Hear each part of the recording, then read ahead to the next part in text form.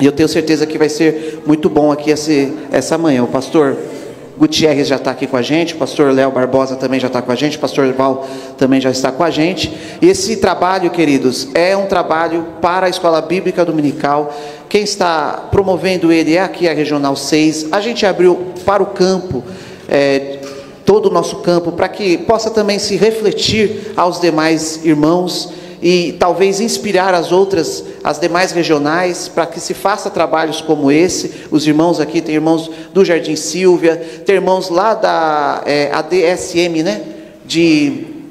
Tem irmãos do Vila Rio também, São Miguel e Guaianazes. Os irmãos vieram lá de Guaianazes para poder estar aqui aprendendo com a gente. Então eu tenho certeza que é uma bênção. Vocês, vendo um trabalho como esse, levem até os pastores de vocês, os superintendentes de vocês, para que promovam trabalhos como esse, de fortalecimento das nossas escolas bíblicas dominical. Eu tenho o costume de dizer aqui que a igreja que é forte tem uma escola bíblica dominical forte. É muita matemática simples, queridos. É só fazer continha demais. Se a gente observar uma escola dominical forte, pode ter certeza que a igreja também estará fortalecida, porque é por meio da EBD que o pastor ele tem um braço extensivo de ensino aos irmãos, né? Se fosse depender somente do pastor ensinar todas as ovelhas, tem igreja que tem 400 membros, ficaria muito difícil. Então o pastor conta com a EBD para que se estenda esse ensino aos demais irmãos. E é isso que nós estamos fazendo aqui, capacitando os nossos irmãos para que levem mais conhecimento, mais dinâmica e mais amor e entusiasmo com a nossa escola bíblica dominical. Amém? Vamos nos colocar em pé, vamos fazer uma oração. Eu vou convidar o pastor William para fazer essa oração. Pastor William é o nosso pastor regional aqui e, portanto, quem nos autoriza a fazer esse trabalho, quem está conosco fazendo esse trabalho e quem nos incentiva também, que é o nosso pastor regional, também membro da nossa diretoria, o pastor William. Vou querer que ele abra esse trabalho fazendo essa oração e, em seguida, o pastor Léo, nosso vice-presidente, faz uma leitura bíblica para que a gente possa transmitir a palavra ao pastor Gutierrez Siqueira, que está aqui com a gente. Amém? Meus irmãos, muito bom dia, a paz do Senhor. Que maravilha nós reunirmos, como o Jonathan falou aqui, para termos uma manhã de capacitação. Tenho certeza que teremos momentos extraordinários aqui, aprendendo a palavra de Deus, com homens de Deus que vieram nos abençoar aqui. Mas vamos orar. Nosso Deus e nosso Pai, estamos aqui, Senhor, reunidos nessa manhã para aprender mais de Ti. O Senhor selecionou, escolheu homens e mulheres para nos ensinar nessa manhã, e aqui se reúne o seu povo com o propósito de aprender, para reverberar esse conhecimento em suas igrejas, em suas congregações locais. Portanto, Senhor, abre a nossa mente, abre o nosso entendimento, e que o Senhor prepare mais momentos assim, para que possamos crescer na graça e no conhecimento. É o que nós lhe pedimos e lhe agradecemos. Amém. Pastor Léo, por favor, gostaria que você aplaudisse ao Senhor Jesus pela vida do nosso vice-presidente. Bom dia, queridos, a paz do Senhor. É isso aí. Vou pedir para vocês abrirem a Bíblia, um texto que para mim é o texto mais importante quando o assunto é educação cristã, que é o texto da Grande Comissão, que nos apresenta os dois eu vou usar? Ficou pior? O problema tem mim, viu? Ó, tá sobrando? Tá bom. Texto da Grande Comissão, Mateus capítulo 28, do versículo 16 até o final, até o versículo 20. É o texto que norteia toda a atividade da igreja e me parece centralizar toda a atividade da igreja na atividade do ensino, que é o cerne do discipulado. Aqui a gente tem um motivo, aqui a gente tem o propósito, aqui a gente tem o contexto e o conteúdo de qualquer coisa que nós possamos chamar de educação cristã, meus queridos. Diz assim o texto sagrado, eu vou ler na NAA, na Nova Almeida Atualizada. Diz assim: os 11 discípulos partiram para a Galileia, para o monte que Jesus lhes havia designado. E quando viram Jesus, o adoraram, mas alguns duvidaram. Jesus, aproximando-se, falou-lhes, dizendo: toda autoridade me foi dada no céu e na terra. Portanto, vão e façam discípulos de todas as nações, batizando-os em nome do Pai, e do Filho e do Espírito Santo, ensinando-os a guardar todas as coisas que eu tenho ordenado a vocês. E eis que estou com vocês todos os dias até o fim dos tempos. O negócio da igreja é o discipulado, e discipulado é ensino, ensino nos moldes que Jesus nos ensina através do ministério dele. Os discípulos nos ensinaram através do ministério deles também e de suas epístolas. É ilustrado no Antigo e no Novo Testamento. É ensinar para transformar pessoas em discípulos. Nosso trabalho é o discipulado. Discipular é batizar e é ensinar as pessoas a guardar aquilo que Jesus nos ensinou. A gente tem um motivo aqui, que é a ordem de Jesus Cristo. Nós fazemos por obediência. A gente tem o propósito, que é fazer discípulos. A gente tem o conteúdo, que é tudo o que Jesus ensinou. E a gente tem como fazer isso dentro de um contexto. E o contexto aqui é a igreja, é a comunidade da fé. O ensino, a educação cristã acontece dentro do contexto de igreja, batizando-os em nome do Pai, do Filho e do Espírito Santo, batizando-os numa comunidade em nome de uma comunidade divina, a Trindade.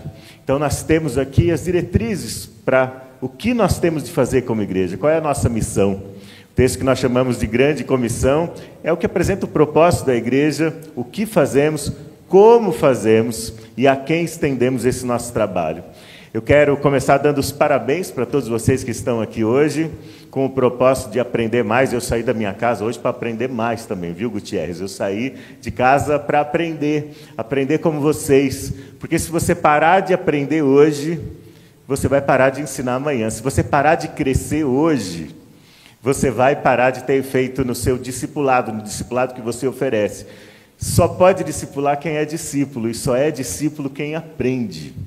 Todos nós somos discípulos chamados para discipular. Eu vim aqui para ser discipulado e poder afiar os meus instrumentos para poder discipular também. E é isso que a gente faz continuamente. E isso tem tudo a ver com a educação cristã, com os desafios que a gente tem, com os cenários que a gente tem diante de nós. O Elias Cross vai falar daqui a pouco, agora vai falar o Gutierrez, e eu espero que você aproveite ao máximo. Anote aí as suas perguntas, vocês vão poder fazer perguntas, né?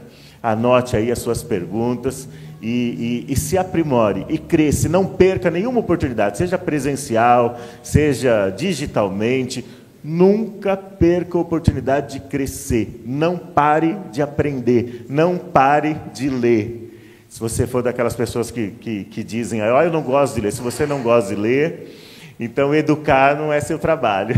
Ou você tem que aprender esse gosto, você tem que cultivar esse gosto, ou você tem que mudar de atividade e de ministério. Se é que há alguma atividade ou algum ministério dentro da igreja que a gente não seja obrigado a crescer por meio da leitura, por meio da aprendizagem. Tá bom? Que seja uma manhã próspera e abençoada espiritualmente nas nossas vidas. Eu quero orar de novo, quero orar pelos professores. Quem é professor aqui? O superintendente, levanta a mão. Quero orar pelos professores aí. Quem faz discípulo aí? Levanta a mão.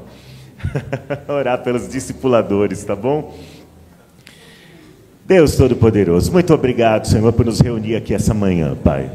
Obrigado, Senhor, por nos dar uma missão tão gloriosa, uma missão tão poderosa, tão importante e tão especial. Obrigado por nos ter alistado nessa empresa celestial, cujo trabalho, cujo empreendimento, Senhor, tem impactos em nossas vidas, no nosso entorno, e impactos até na vida daqueles que nós não conhecemos, impactos até a eternidade, Pai. Obrigado pelo privilégio que o Senhor nos dá de nos chamar para ser discípulos e fazer discípulos, Pai. Guia-nos o tempo todo nisso que nós somos chamados a fazer. Guia-nos pessoalmente, guia-nos como igreja, como comunidade, guia-nos como denominação também. Guia a Tua igreja, Pai, aqui em Guarulhos, no nosso país, no Ocidente.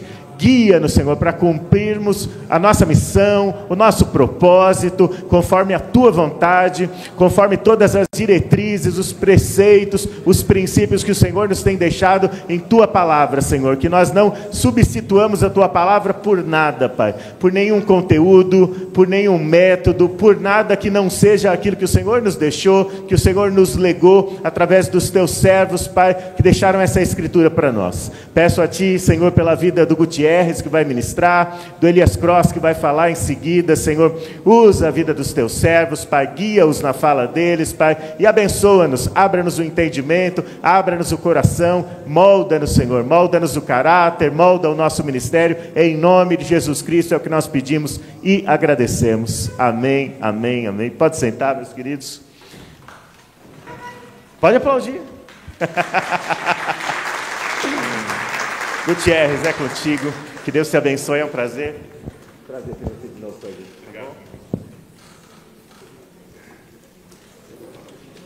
A paz do Senhor, meus irmãos. Bom dia a todos também. Deus abençoe.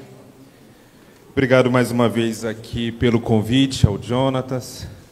Desculpa, eu não peguei o nome do pastor. Pastor William, revendo aqui o pastor Léo, pastor Val, amigos já de um tempo. Deus abençoe a toda a comunidade da Assembleia de Deus Madureira aqui em Guarulhos. O Jonathan me passou um assunto que eu achei bem interessante para ministrar nesta manhã, que é sobre a relação do professor com os assuntos contemporâneos, com os assuntos que estão em alta, digamos assim. Como passar, como ler esses assuntos à luz da Bíblia. Eu quero ler aqui 2 textos, mas deixa eu começar pelo primeiro.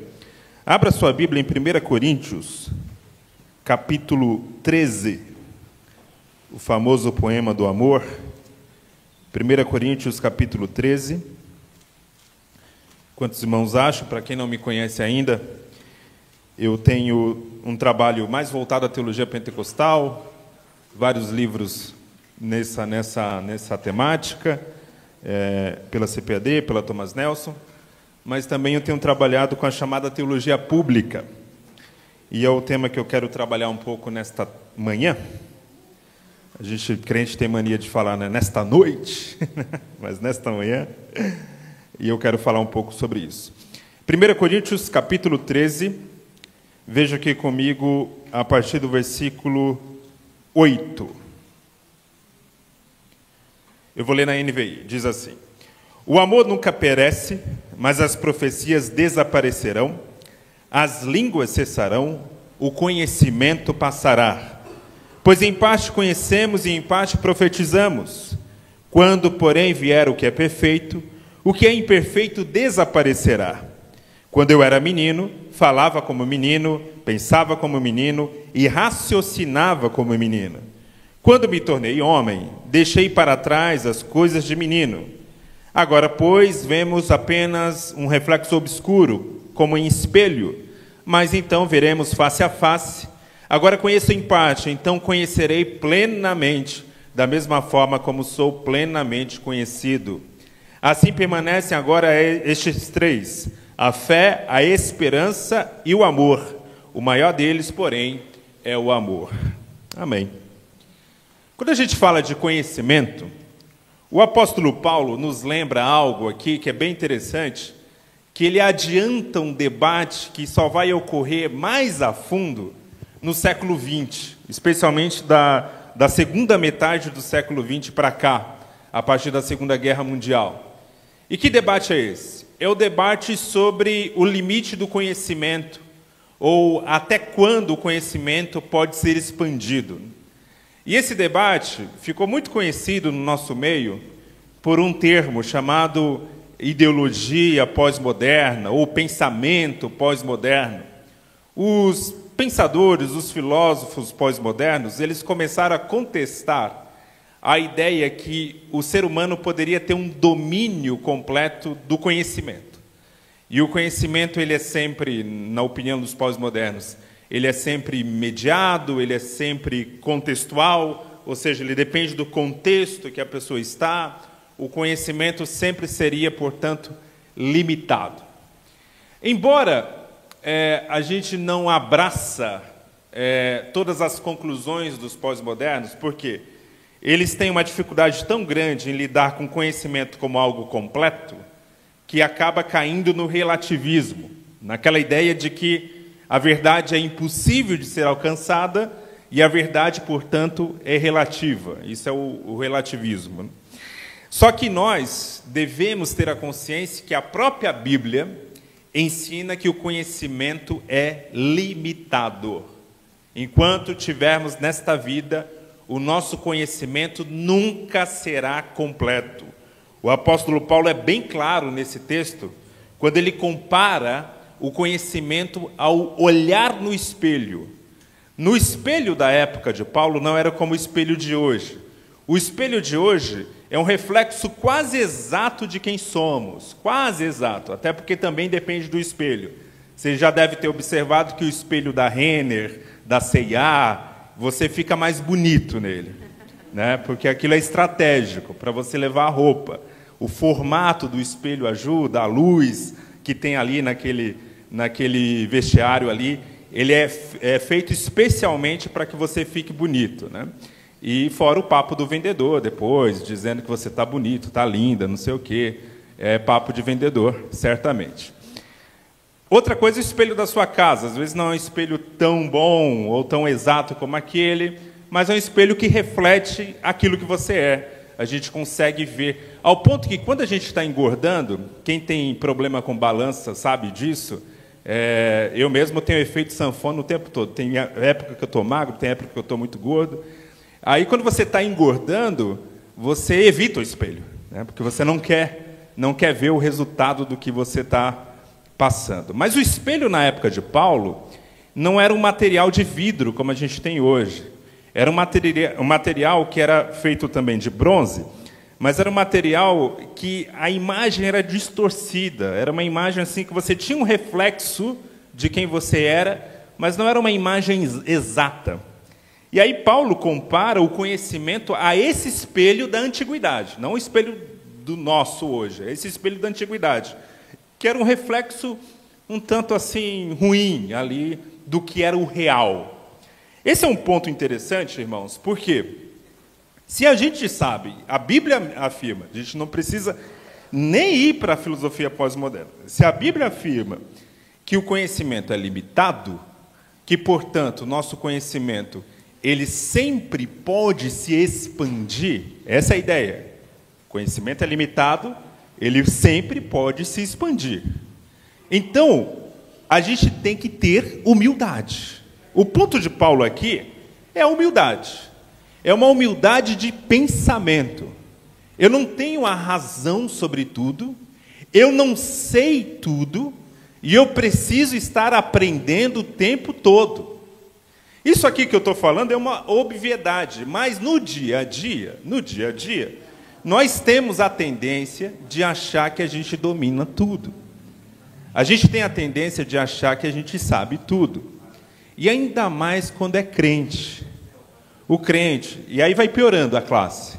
Se é crente e é pregador, se é crente, pregador e é pastor, ou professor de escola dominical, à medida que vai subindo essa escala, imagine aqui essa escala, novo convertido, um crente já de um tempo, aí vira pregador, vira professor, vira pastor. À medida que a gente vai subindo nessa escala, a gente vai achando que domina tudo. A gente sabe de tudo, a gente entende tudo de depressão, física quântica, ciência evolutiva, economia, política, sabe tudo. Tem opinião para tudo. E eu quero incentivar você aqui a ter uma humildade de entender que você não tem uma opinião boa sobre tudo. Você não tem. Eu não tenho, ninguém tem. Ninguém que está me ouvindo aqui tem uma boa opinião bem informada sobre tudo. Você pode ser muito bom em uma área específica da ciência. Muito bom. Talvez você tenha feito, por exemplo, pedagogia, você entende tudo de pedagogia, você fez matemática, você entende tudo de matemática, mas você entender tudo dessa área não quer dizer que você entenda outras áreas. E aí, por que eu comento isso? Com o advento das redes sociais, a gente vê que, naturalmente, o ser humano passou a entender que opina e tem ali um entendimento sobre tudo, né? Um tempo atrás a gente sabia tudo sobre a guerra de Israel e Gaza, né? Tinha opinião assim forte sobre tudo isso. Depois, aí tem algum terremoto, algum furacão em algum lugar, todo mundo entende sobre aquilo. Cai um avião, todo mundo tem uma opinião por que aquele avião caiu, e aquela coisa toda. Por quê? Existe hoje na sociedade uma desconfiança da figura do especialista. Você pode observar isso. Nas redes sociais isso é cada vez mais presente. A gente tem uma desconfiança do especialista. O especialista, ele passa a ser visto como uma figura de autoridade, e é engraçado que é uma figura de autoridade que a gente contesta, porque a gente não acha que aquela figura de autoridade deve ser respeitada por ter estudado mais aquele tema. Por quê? Porque como eu tive acesso a pouco conhecimento sobre aquele tema, portanto eu sei mais do que aquele especialista, né? É a mesma ideia, de alguma forma o crente não percebe de que a crise da figura de autoridade, que afeta pastores, que afeta pais, que afeta professores, também afeta especialistas.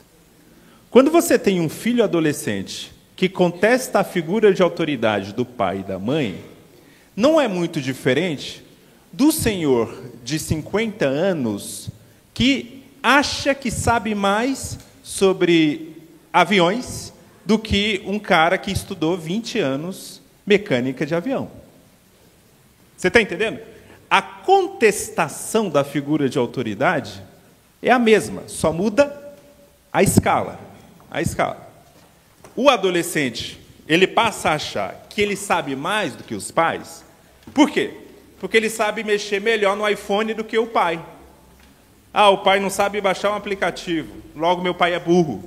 Logo meu pai não sabe de nada da vida. E aquele adolescente que tem 14, 13, 15 anos, que não viveu nada na vida, ele confunde conhecimento tecnológico específico sobre um celular, ele confunde isso com a sabedoria da vida. Então ele passa a achar que é mais sábio que o pai. Olha que loucura. Só que aí a gente acha isso loucura no adolescente, mas a gente faz a mesma coisa. Exatamente a mesma coisa. A gente tem uma desconfiança latente dos especialistas. Ah, não, fala, que especialista? Esse cara aí não sabe de nada. Quem sabe sou eu, porque eu recebi no WhatsApp uma informação, né? O irmão fulano me mandou no WhatsApp, olha, sai ali um dado, algum dado assim, alguma informação. Não, isso aí está tudo errado, está tudo errado. O irmão me mandou uma informação exclusiva que fulano recebeu lá da NASA, que estão escondendo isso da população. Aí vira aquela mentalidade conspiratória. E a conspiração é algo que nós, crentes, entendemos muito bem, porque a gente ama teoria conspiratória. Ama. Quem lembra aqui da Coca-Cola, do Alô Diabo? Alguém pegou um rótulo de Coca-Cola, ficou olhando para a luz ou para o sol, inverteu e leu ali Alô Diabo. Eu acho isso maravilhoso porque eu fico imaginando o diabo, né? Eu fico imaginando o diabo fazendo uma reunião no inferno e pensando, temos que dominar a humanidade. Aí um diabo secretário auxiliar levanta a mão e fala, já sei, vamos dar um alô para o patrão na Coca-Cola. Ah, legal, vamos dominar o mundo dessa forma, mas vamos colocar em português. Alô, diabo, porque o alô ali está em português.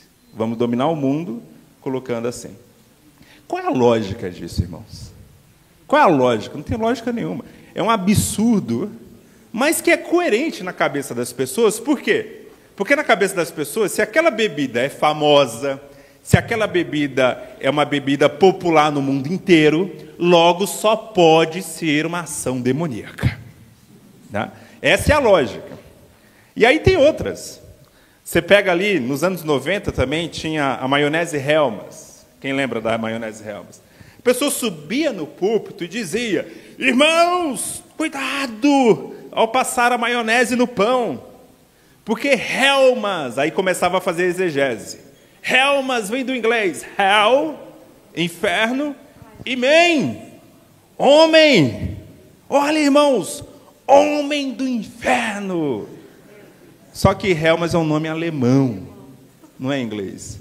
E é homem bom em alemão, é o contrário. É o sobrenome, Hellmann's é um sobrenome.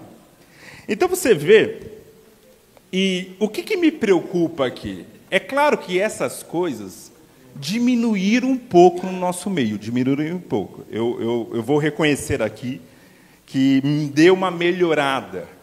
Só que, olha, irmãos, a questão da importância do conhecimento no púlpito. Quando você traz a informação que a Coca-Cola é do diabo, porque ali tem um alô diabo, que a Hellmann's é do diabo, porque ali é o homem do inferno, o homem das trevas. Quando você traz esse tipo de informação para o púlpito, você está tirando o espaço da Sagrada Escritura, da verdade do Evangelho, para espalhar mentiras, notícias falsas. Isso aqui é muito sério. Isso aqui não é uma brincadeira. O espaço do púlpito, ou o espaço da prédica em sala de aula, como professor numa EBD, ou como um pregador no púlpito, é um espaço sagrado da verdade. Não é um espaço para brincadeiras com mentira. Eu sei que as pessoas que falavam isso não falavam em tom de brincadeira. Elas, de fato, acreditavam naqueles absurdos. Mas, isso faz parte de uma cultura que nós precisamos quebrar. Que é uma cultura que vai pegando informação ao léu, vai pegando informação assim, solta, e não verifica. O que eu quero incentivar vocês nessa manhã é que, para a gente lidar com assuntos contemporâneos, e não só com assuntos contemporâneos, com assuntos antigos, ou mesmo com a leitura do texto bíblico, nós precisamos de metodologia. Pegue isso, se você for anotar, anote isso. Precisamos de método, de metodologia.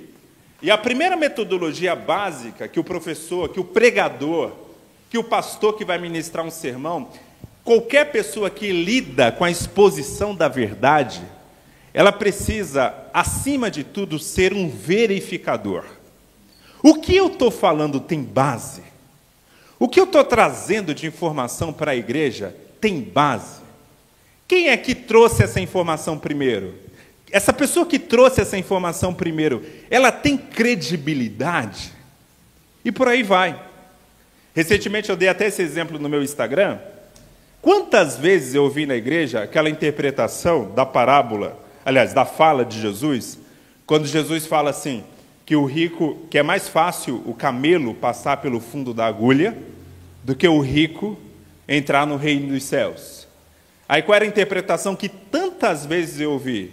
Irmãos, aí não é uma agulha mesmo, não é uma agulha não. Essa agulha aí era uma porta das ovelhas, uma porta assim pequena. Aí o camelo, até o pregador se empolgava nessa hora. O camelo, para passar pelo fundo da agulha, ele tinha que se humilhar. Aí, ô glória, né? Aleluia! Ah, se o rico se humilhar, se ele se baixar, ele vai ser salvo. Aí, olha que maravilha, né? Isso aí é pregar a verdade com um texto falso, né? Com um texto que não diz isso. Porque a agulha ali que Jesus está falando é a agulha de verdade, é a agulha real, é a agulha de costurar. Essa história que essa agulha era uma portinha em Jerusalém, ela só surgiu na Idade Média. Nenhuma informação do primeiro século confirma que em Jerusalém teria alguma porta de ovelha chamada agulha. Não há essa informação. Esse é um papo que surgiu entre monges na Idade Média. E aí a história se espalhou e virou popular nas igrejas. Então falta verificação muitas vezes. Como que eu evito isso? Se eu ler bons comentários bíblicos, você vai observar que nenhum comentário bíblico vai nessa linha. Nenhum comentário bíblico sério vai nessa linha. Então, assim, é uma questão meramente de, deixa eu buscar aqui a informação, será que isso bate? Será que é assim mesmo? Né? Outro exemplo, várias vezes eu ouvi, né, essa pregação também. Irmãos, Atos 1:8, aí o pregador se empolga, né? Jesus falou, olha, e recebereis a virtude do Espírito Santo. Virtude no grego é dínamos, e dínamos é a origem da palavra dinamite. Olha, o Espírito vai trazer uma dinamite de poder. Oh, glória! Bonito, né? Mas é falso. A palavra dinamite, ela não é da época da Bíblia. Dinamite nem existia na época da Bíblia.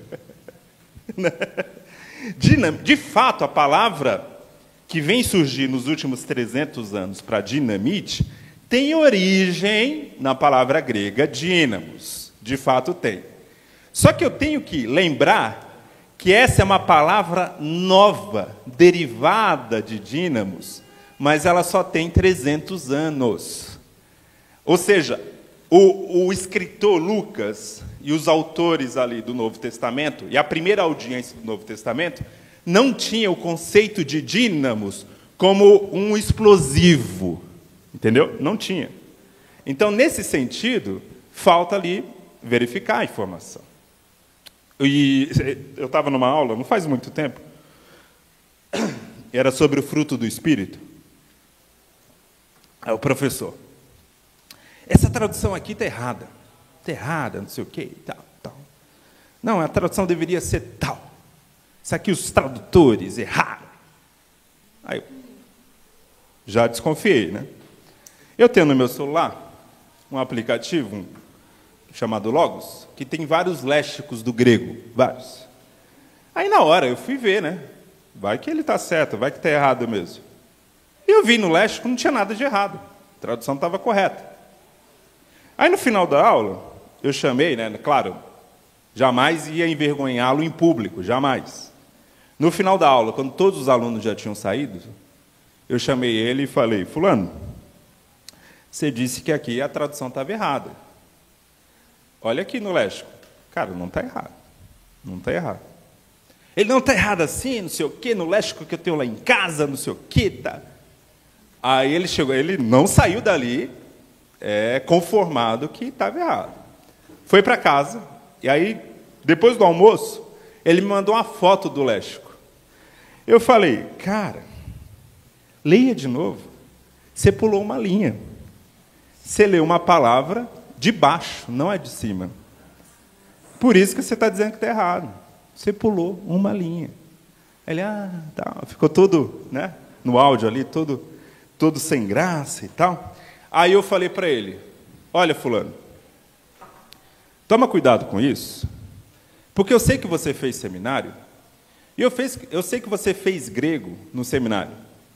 Só que você fez grego no seminário durante 6 meses. Legal, você tem um conhecimento instrumental do grego. Bacana, bacana. Mas o cara que traduziu esse texto, ele passou a vida inteira estudando grego. Inteira. Antes de você falar que a tradução está errada, calma, respira. Não estou dizendo que os tradutores são perfeitos. É claro, mesmo o tradutor que trabalha há 50 anos com tradução, ele pode errar, e ele vai errar. É natural, é humano. O processo de tradução é um processo humano, portanto, está sujeito a erros. Só que para um cara que fez 6 meses de grego, julgar um outro que fez um trabalho de 20 anos, é necessário antes respirar fundo. Deixa eu respirar fundo. Deixa eu verificar com outros especialistas para ver se a minha percepção aqui está, de fato, certa. E aí, por que eu falo isso? Porque está cheio de pregador que ele chega no púlpito. Essa tradução aqui está errada. A tradução correta é essa. O cara não entende de metodologia. Não é que a tradução está errada. Dependendo da palavra no grego, isso acontece no português também, você pode traduzir aquela palavra de forma A, B ou C. Aí o tradutor, ele não pode colocar as 3 palavras ali na tradução. Ele tem que escolher uma. E aí ele acha mais adequada que a palavra A deve estar ali naquela tradução. Tem um outro tradutor que acha que é o B. Só que, sendo A ou B, as 2 traduções estão corretas, adequadas.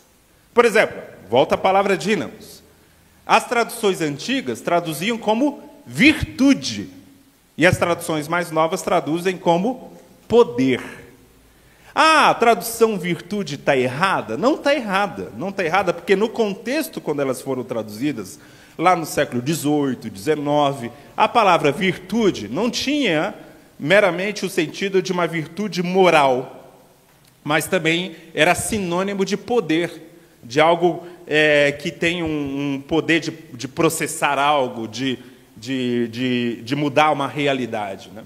Então, é uma questão, a tradução, ela inclusive vai mudando com o tempo. Por quê? Porque a língua é dinâmica. Então, a língua que tem um significado hoje em determinado lugar, vai mudando em outro lugar ou em outro tempo. Um exemplo disso em português é a palavra ceia, né? Ninguém hoje em dia, se o irmão hoje à noite for falar, vai lá em casa, você vai falar o quê? Se você convidar alguém para comer. Vai lá em casa o quê? Jantar. Só que no século XIX você ia dizer, vai lá em casa ceiar. Ceiar. Se você for para um texto do século XIX, vai estar escrito lá, e fulano foi cear na casa de ciclano. Não está errado. Era como a palavra era entendida no século XIX. Mas tem essa dinâmica, né? O café da manhã, na época do século XIX, era chamada de almoço. Almoço. Tá? Então, é interessante isso, né? Em alguns países de fala portuguesa da África, se eu não me engano, ou Moçambique ou na Angola, o café da manhã é chamado de pequeno almoço. Então, assim, a língua é dinâmica. Então, não é uma questão de certo ou errado, é uma questão de que a língua vai mudando, portanto, as traduções precisam se adaptar à mudança da língua. Então, pode ser que a minha tradução, sendo mais antiga, a palavra esteja X, na tradução mais nova é Y, mas as 2 estão certas, não é uma questão de certo ou errado. Para eu falar aqui, o que eu estou destacando aqui? Tudo isso é metodologia. Antes de eu falar se algo está certo ou está errado, eu preciso verificar. Verificar. Dito isso, o professor ele vai ter demandas cada vez maior de comentar em sala de aula assuntos que são complexos. Depressão, ansiedade, problemas de ordem psicológica, né? Por aí vai. Problemas, por exemplo, de ordem moral, como que o crente vai lidar, por exemplo, com questões que estão avançando cada vez mais na sociedade, como a aprovação do casamento homoafetivo, como que a gente responde a isso. Mas tem desafios que sequer a gente começou a debater, mas que já se faz presente na nossa sociedade. Por exemplo, o chamado transhumanismo. Quem já ouviu falar em transhumanismo aqui? Levante a mão, por favor. Só uma pessoa? O que é o transhumanismo? Não tem nada a ver com trans, tá? O transhumanismo é a mistura do corpo com a máquina. Do corpo com a máquina. A gente já está vivendo um pouquinho do processo do que é transhumanismo. Se você tiver um relógio inteligente como o meu, e você pode ter, e tem vários hoje no mercado, tem relógio desse a partir de R$100 e vai até R$10.000, dependendo do relógio, ou até mais. Você vai pegar um relógio desse e ele vai marcar os seus passos. Ele vai marcar os seus batimentos cardíacos. Ele vai te dar uma informação logo de manhã, olha, você dormiu bem. Olha, você tem a apneia do sono. Olha, você precisa verificar o seu sono. É interessante isso, que é a máquina já sendo parte do nosso corpo, de quem somos.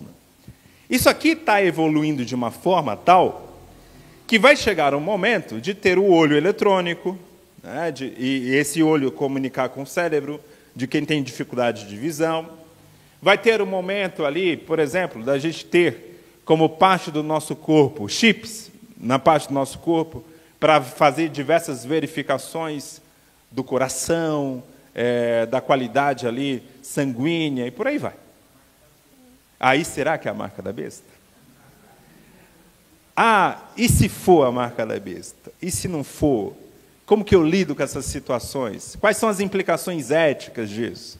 São discussões que nós, como igreja, precisamos pensar. Mas, às vezes, a gente está em debate ainda do século XIX. A gente ainda não está pensando nessas coisas. Ah, será que é um problema eu usar um chip que mede a minha qualidade sanguínea? Será que é um problema? Eu posso, no primeiro momento, eu não acho que é um problema, porque você pode usar um marca-passo. Marca-passo já é uma tecnologia, de alguma forma, de ajudar você no processo do coração, por exemplo, né? Então, por aí vai. Várias questões que vão surgindo. Só que aí tem outras. Tem discussões éticas importantes. Você imagina o seguinte, a tecnologia já existe para a inteligência artificial decorar a minha voz, especialmente quem tem vídeo na internet, a inteligência artificial consegue imitar a sua voz, consegue transformar as suas fotos em vídeo, isso está cada vez melhor. Agora imagine o seguinte, eu estou aqui viajando na maionese. Imagine daqui 20 anos que você vai ter tipo um robozinho desses que varre a casa. Aí esse robozinho é um holograma que sobe uma luz aqui, e aí você está conversando com seu pai que já faleceu. Aí a voz dele, é o corpo dele, é o rosto dele, só que é uma luz. Você passa a mão assim e atravessa. Quais são as implicações éticas de conversar com uma máquina que imita quem era o meu pai, por exemplo? Olha que coisa maluca, né? Será que isso vai ser bom para a cabeça das pessoas? Será que isso vai ser bom, por exemplo, para o processo de luto? Ou para um processo de luto saudável é melhor ter esse rompimento completo? Ou seja, não ter essa imitação de uma máquina imitando o ser humano que já faleceu, por exemplo, né? Olha, várias questões que vão surgindo. Até os anos 90, a gente tinha que lidar com a questão homossexual. Agora a gente tem a questão do chamado transgênero, que é uma questão muito mais complexa. Porque é o seguinte ponto. Imagine um menino que passou por um processo e aí colocou seios, colocou um monte de coisa, hormônio para lá, hormônio para cá, mudou até a voz e tal, e tal, e tal, e essa pessoa se converte. E aí? O que faz agora? Você já parou para pensar numa situação dessa? O que faz numa situação dessa? A pessoa já transformou todo o corpo em uma versão feminina do que era nascido. E aí? Se converteu. É interessante essas questões porque há desafios sempre na igreja que a gente não tem ideia, que surge também em outras sociedades. Imagine que você vivesse numa sociedade muçulmana, e aí se converte um homem que tem 5 esposas. O que faz? Ele era um muçulmano com 5 esposas. O que a gente faz? Ele tem que expulsar 4, tem que escolher uma e ficar com 4? Aliás, não, ficar com uma e jogar fora as 4? O que as igrejas no norte da África chegaram à conclusão? Eu achei maravilhoso. Eles chegaram à seguinte conclusão, a maioria das igrejas. Esse homem não vai se separar das suas esposas, também não vai ter novos casamentos.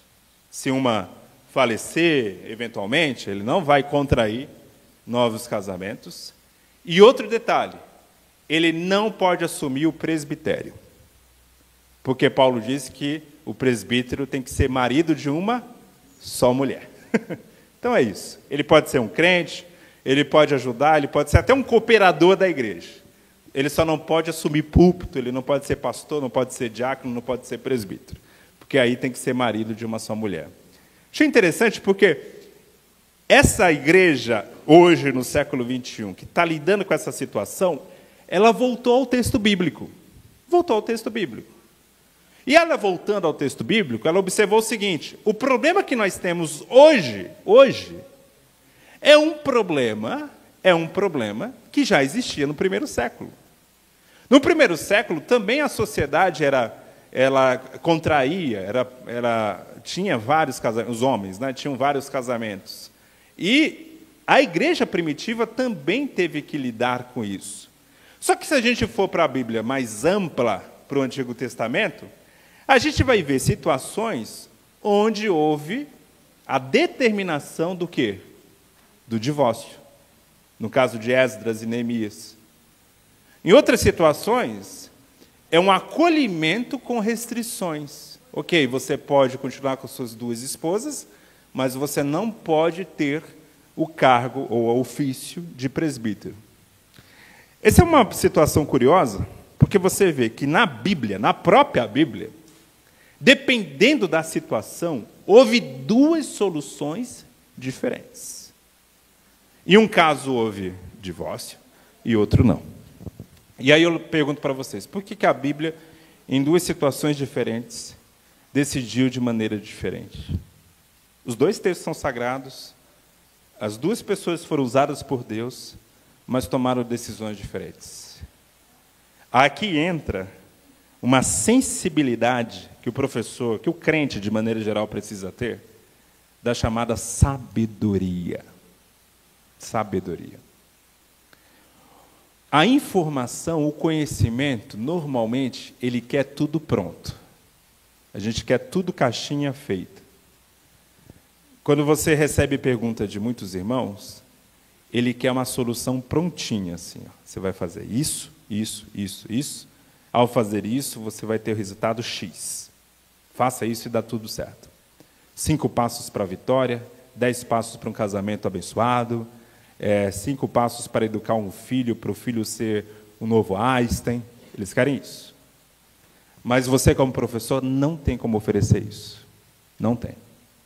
Não caia na ilusão que você pode oferecer receitas prontas para todo mundo.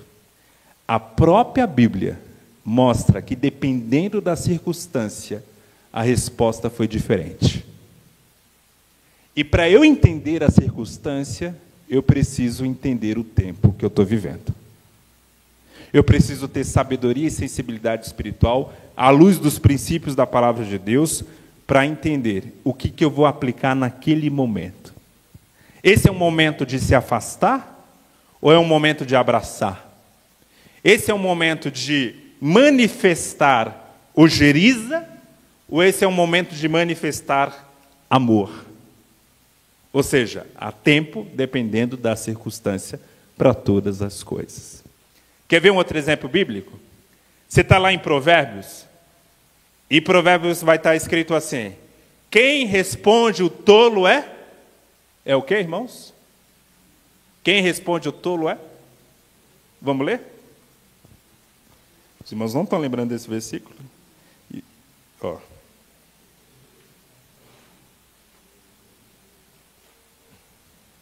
Deixa eu só...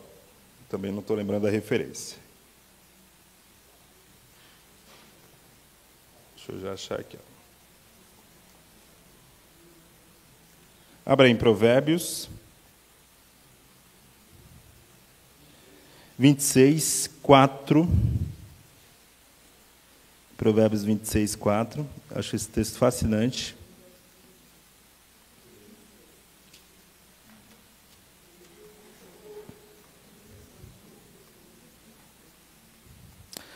Olha, leia comigo com atenção, tá? Com atenção. 26, 4. Não responda ao insensato com igual insensatez. Do contrário, você se igualará a ele. Deixa eu ler aqui, irmãos, na Almeida Corrigida, que eu imagino que a maioria de vocês estão com essa versão. Olha só.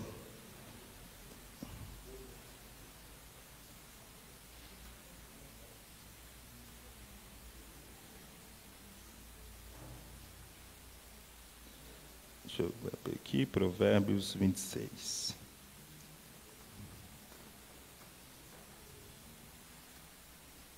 Almeida corrigida.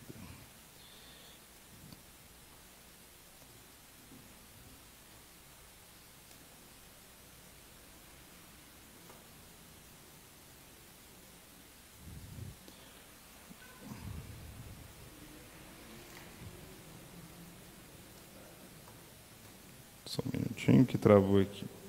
Pronto. 26:4. Ó, não responda ao tolo segundo a sua estultícia, para que também não te faça semelhantes a ele. O que Provérbio está dizendo? Não responda ao tolo, porque você vai ficar tolo igual a ele.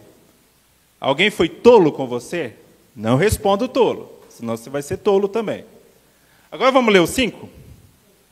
Responde ao tolo segundo a sua estultícia, para que não seja sábio aos seus olhos. Opa! Agora o provérbio está dizendo assim, responda o tolo, para que ele não saia depois dizendo que é mais sábio que você. E aí? Aí tem crente que entra em crise. Meu Deus, a Bíblia está em contradição. Tem um versículo dizendo que é para não responder o tolo, porque senão eu vou ficar igual o tolo. E o versículo seguinte, não é um capítulo seguinte, é o versículo seguinte está dizendo, responda o tolo, para ele não achar que é o sábio aí da história. Como que eu entendo isso, irmãos? É o seguinte, a Bíblia está mostrando que dependendo da circunstância, eu não devo responder a tolice, porque eu vou parecer tolo. Mas tem dia que eu não posso deixar de responder o tolo, porque senão ele vai se sair aí, olha, achando que é o bambambam da história. O que é isso aqui? Sabedoria. Tem hora que é bom responder, tem hora que não é bom responder. Tem hora que é bom ficar calado, tem hora que não é bom ficar calado. Tem hora que é bom responder críticas, tem hora que é melhor não responder críticas. E por aí vai.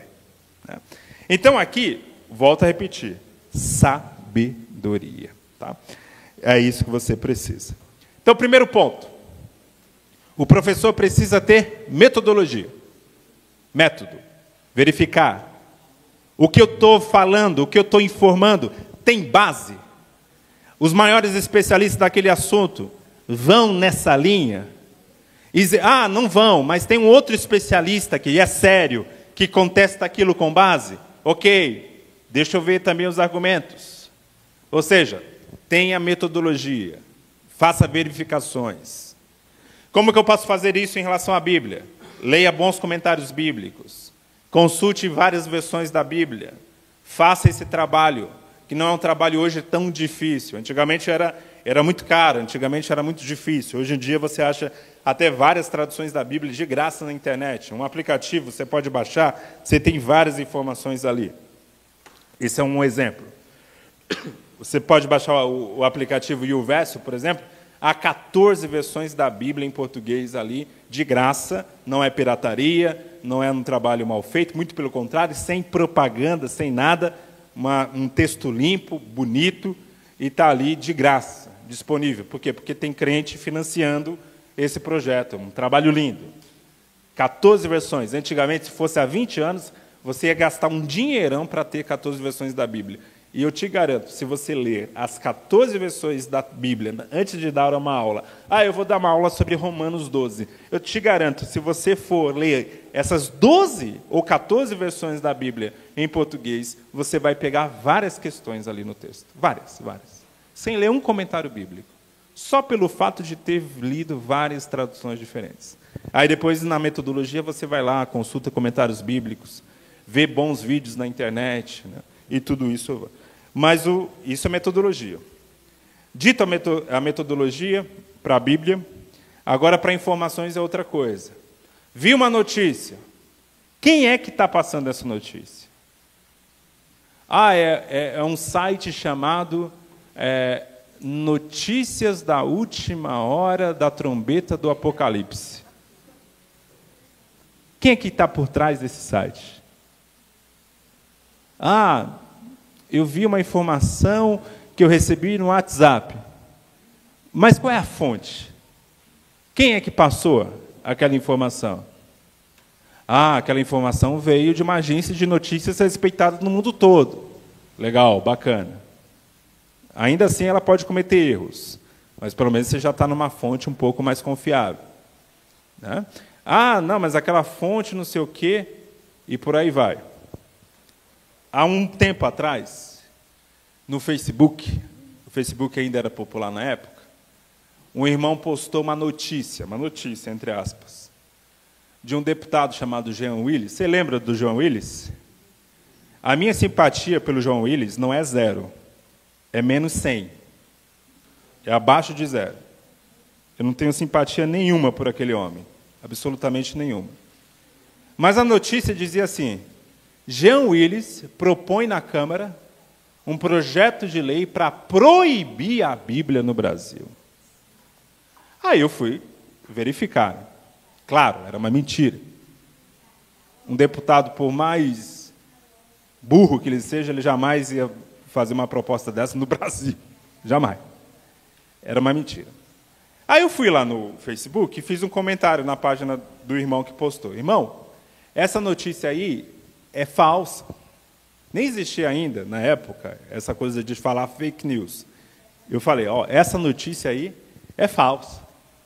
Eu verifiquei, não tem nada disso. Aí o irmão me respondeu, eu nunca vou esquecer a resposta dele.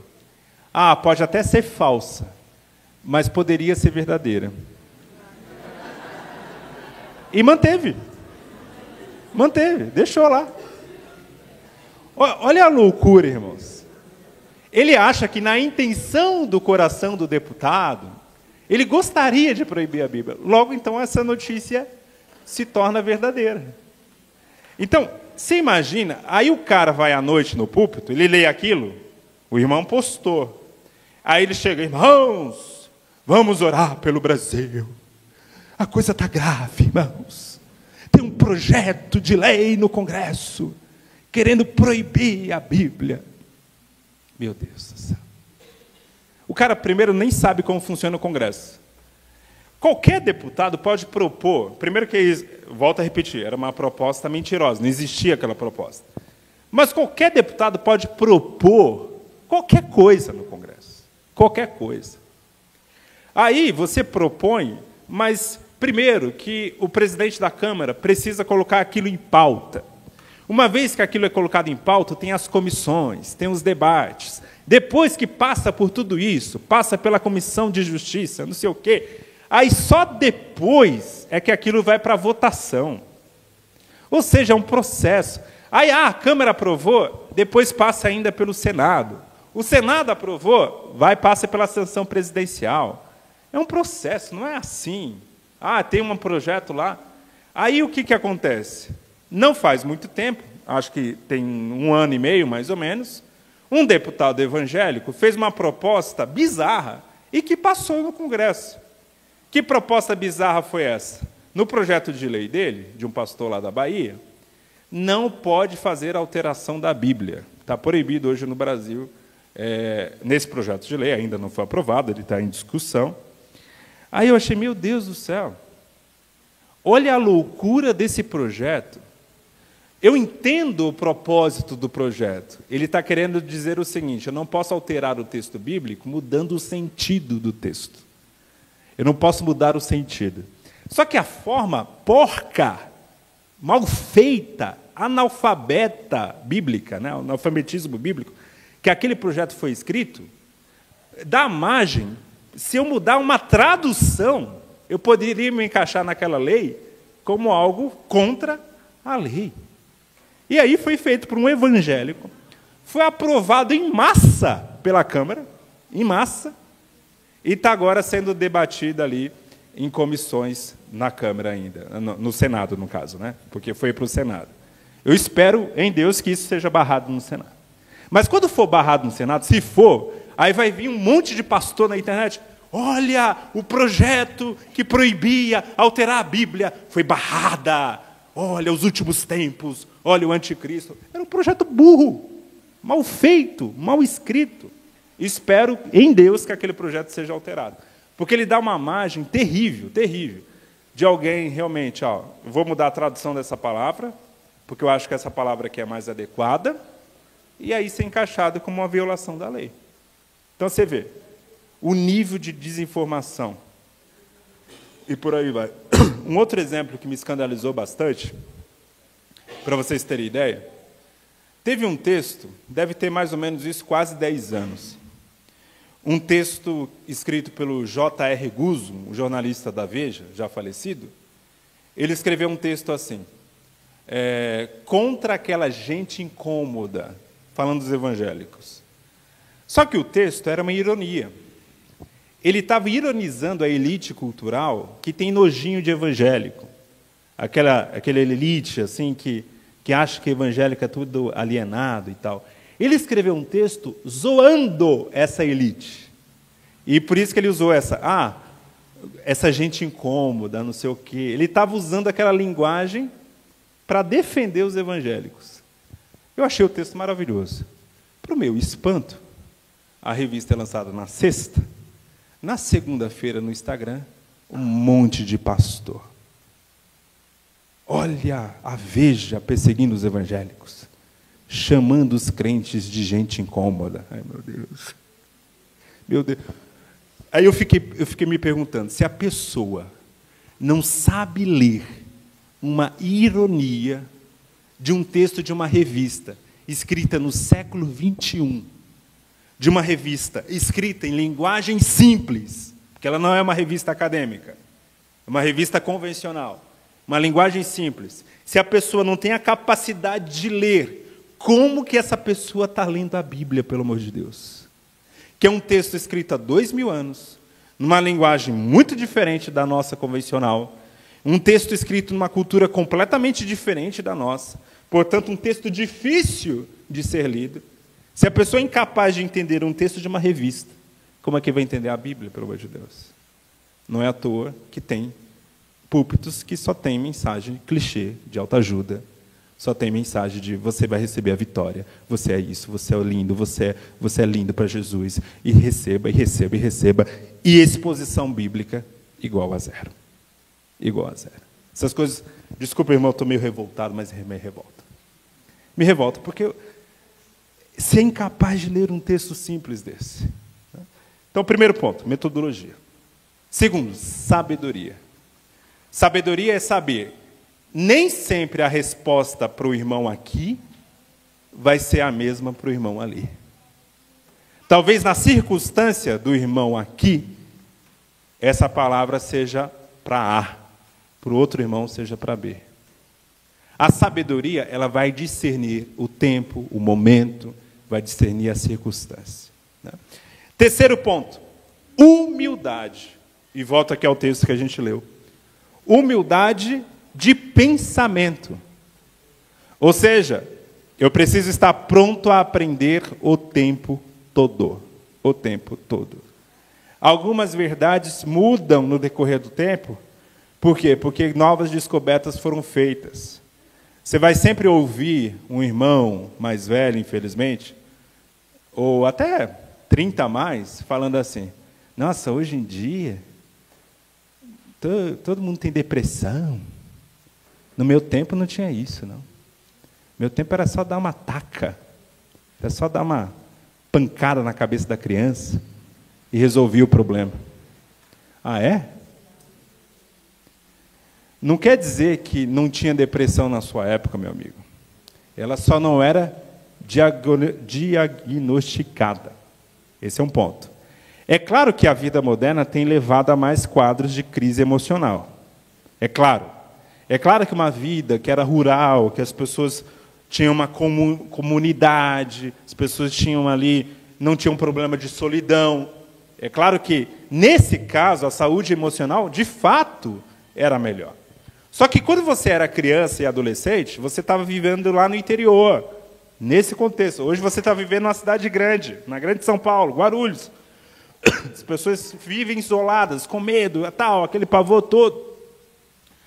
Vivem trancados em casa. É claro que num quadro desse haverá mais depressivos. Isso não é frescura, isso não é mimimi, isso é a realidade. É a realidade. Então é necessário ter a humildade de entender, o tempo muda, e as coisas mudam, e os problemas mudam. Os problemas mudam. Há coisas que melhoram e há coisas que pioram.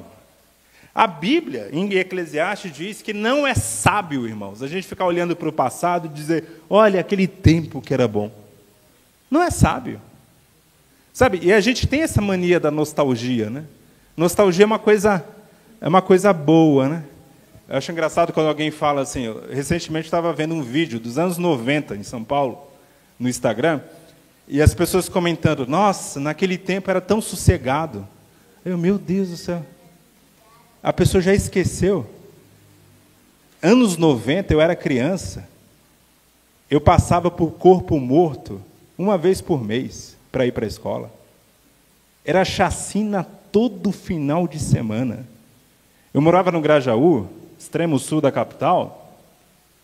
No Grajaú teve uma chacina que apareceu até no Jornal Nacional na época, que mataram 8 em um bar. Eu era vizinho desse bairro onde teve esse homicídio, essa chacina.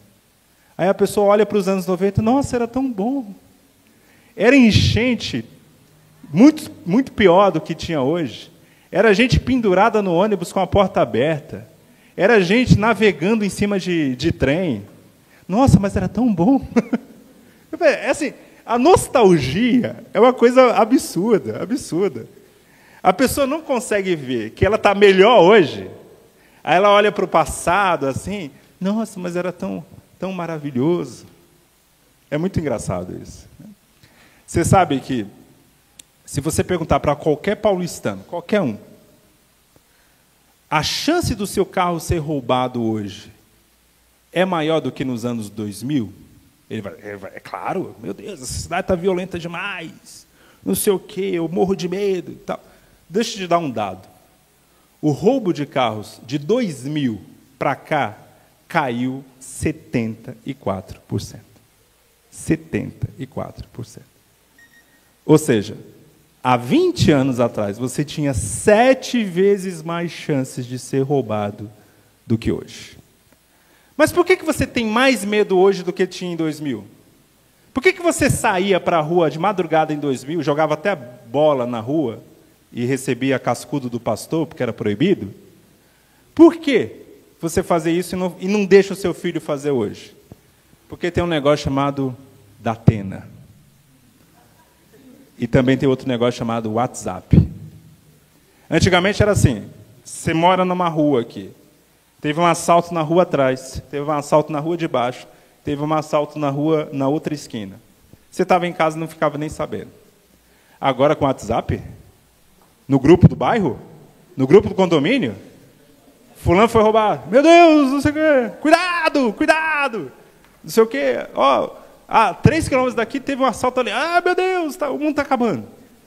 Então, muita informação está deixando a gente doente, paranoico.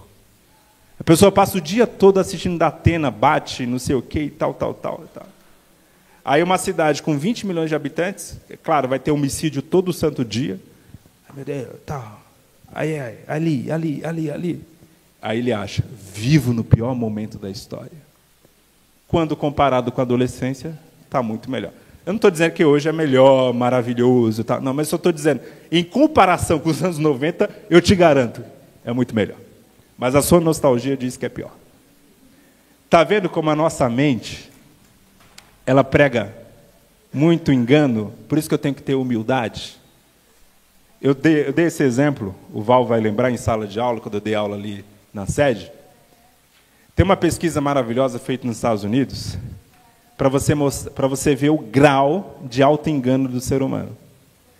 Essa pesquisa apontou o seguinte: pessoas que são julgadas às 11 da manhã levam penas mais duras do que pessoas julgadas depois das 2 da tarde. Você dá para entender por quê? Fome. O juiz está com fome. E fome dá raiva. Aí ele dá uma pena mais dura. Então, se você cometer um crime, combine com o seu advogado para ser julgado à tarde. Tá? Tome esse cuidado. Outra coisa. Olha o auto-engano como é. Também nos Estados Unidos. Perguntaram numa cidade: os motoristas da sua cidade são bons? Imagine aqui em Guarulhos, perguntando. Os motoristas de Guarulhos são bons? Aí 90% disseram, péssimos motoristas. Não prestam para nada esses motoristas da minha cidade. Aí inverteram a pergunta. E você, como motorista, é um bom motorista? 90% disseram, sim, somos um bom motorista. A conta não bate. O melhor motorista. Olha, irmãos, o processo do auto-engano. Irmãos, a gente, quando você tem, ao menos que você seja uma pessoa muito depressiva e tenha um problema de complexo de virilidade, a gente sempre vai achar que é melhor do que o outro. A gente tem essa tendência. A gente sempre acha que o nosso pensamento é melhor do que o outro, que a minha ideia é melhor do que a do outro, que a minha elaboração de aula foi melhor do que a do outro. Mas deixa eu falar para você. Muitas vezes você está no processo, eu estou no processo de auto-engano. Então é necessário cuidado com isso. Então, o terceiro ponto que eu quero destacar aqui para vocês é: tenha humildade de pensamento. Não queira ter razão sobre tudo. Ouça outras vozes, ouça outras percepções, ouça outras ideias, isso é importante. Quando eu ouço outras ideias, quando eu tenho acesso a outras ideias, isso não é que vai mudar o meu pensamento, mas refina o meu pensamento. Por exemplo, eu sou assembleano, sou arminiano, eu não sou calvinista. Mas o que eu já li de calvinista, eu já li muito calvinista. E eu garanto para vocês, nenhum argumento calvinista me convenceu, mas refinou o meu pensamento arminiano. Então, quando você tem convicções, quando você tem uma solidez naquilo que você pensa, e você é exposto ao argumento contrário, você refina o seu pensamento. Tá? Aí o que a gente faz? Eu estou debatendo com um calvinista, por exemplo. Qual é a tendência humana? Eu pego os piores argumentos, os mais fracos do calvinista, e fico batendo naquilo, batendo. Eu não pego o argumento mais forte. E vice-versa. Ele vai lidar com a arminiana da mesma forma. Ele vai pegar os argumentos mais fracos e vai ficar batendo. Essa é uma outra tendência humana. Eu acho que o tempo já até estourou, mas só pegando esses 3 pontos. O professor precisa ter metodologia, sabedoria e humildade de conhecimento. Amém, igreja? Amém. Depois a gente vai ter um bate-papo aqui, mas Deus abençoe. Aproveito só para... Irmãos, eu vou precisar sair um pouquinho mais cedo, devido a um compromisso anterior que eu já tinha. Então, no intervalo, os irmãos que quiserem meus livros, tem 3 aqui. Pneumatologia, uma perspectiva pentecostal. Ah, irmão, é um livro de medicina? Não, né? É um livro sobre o Espírito Santo. Um irmão lá na igreja perguntou se era um livro sobre pulmão, né? É porque a palavra pneuma no grego pode ser vento ou espírito, né? Então, de fato, a palavra pulmão e pneumatologia têm a mesma origem, né? O livro Autoridade Bíblica e Experiência do Espírito, que é o livro sobre hermenêutica pentecostal, e o livrinho aqui, Como Entender o Dom da Profecia Hoje. O Pneumatologia, apesar desse título pomposo, é um livro fácil de ler e é um livro, uma abordagem geral sobre o Espírito Santo. Deus abençoe a todos.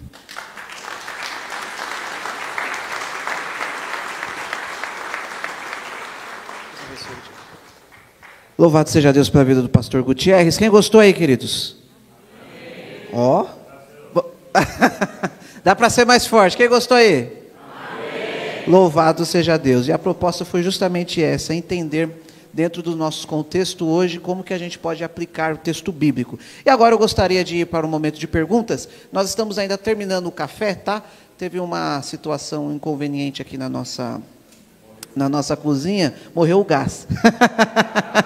é muito café. Mas já estamos correndo para poder terminar, e enquanto isso nós vamos responder algumas perguntinhas que foram feitas lá nas inscrições por vocês, tá? Eu fiz todo o levantamento, captei qual foi a ideia das perguntas e refinei elas para a gente tentar respondê-las aqui. Já adianto que nem todas vamos conseguir responder, mas com os especialistas que nós temos aqui, eu tenho certeza que eles vão ser lacônicos nas suas respostas. Então, eu gostaria de chamar aqui o pastor, primeiro vice-presidente da nossa igreja, o pastor Léo Barbosa, por favor, venha completar. Nossa, está chique o negócio aqui, né? Venha sentar aqui conosco. Pastor Val Veríssimo, que é o nosso diretor do Seminário Teológico aqui em Guarulhos, e também um grande apoiador desse trabalho. Val aí é um grande incentivador desse tipo de trabalho. Vou chamar também o pastor Gutierrez Siqueira, que foi o nosso primeiro palestrante aqui, e também um grande especialista nas temáticas bíblicas pentecostais. E, com certeza, o nosso pastor que chegou aqui, o pastor Elias Croce. Chique, né, gente? Um dia eu vou chegar nesse nome. Pastor Elias Croce, um grande especialista das Escrituras, com uma vasta experiência, um vasto currículo, que eu até tive que perguntar ao pastor, o que o senhor quer que eu coloque para te apresentar? Porque é muita coisa. Mas ele falou assim, apenas pastor. Eu falei, amém. Então, por favor, é mais do que suficiente, né? Assuma aqui o seu lugar de devido direito, com todo o nosso respeito e honra a quem nós devemos dar. Pastor Elias Croce, é um prazer recebê-lo aqui. E vamos às perguntas, queridos. Fica aqui no meio, por favor, a gente tem que... né?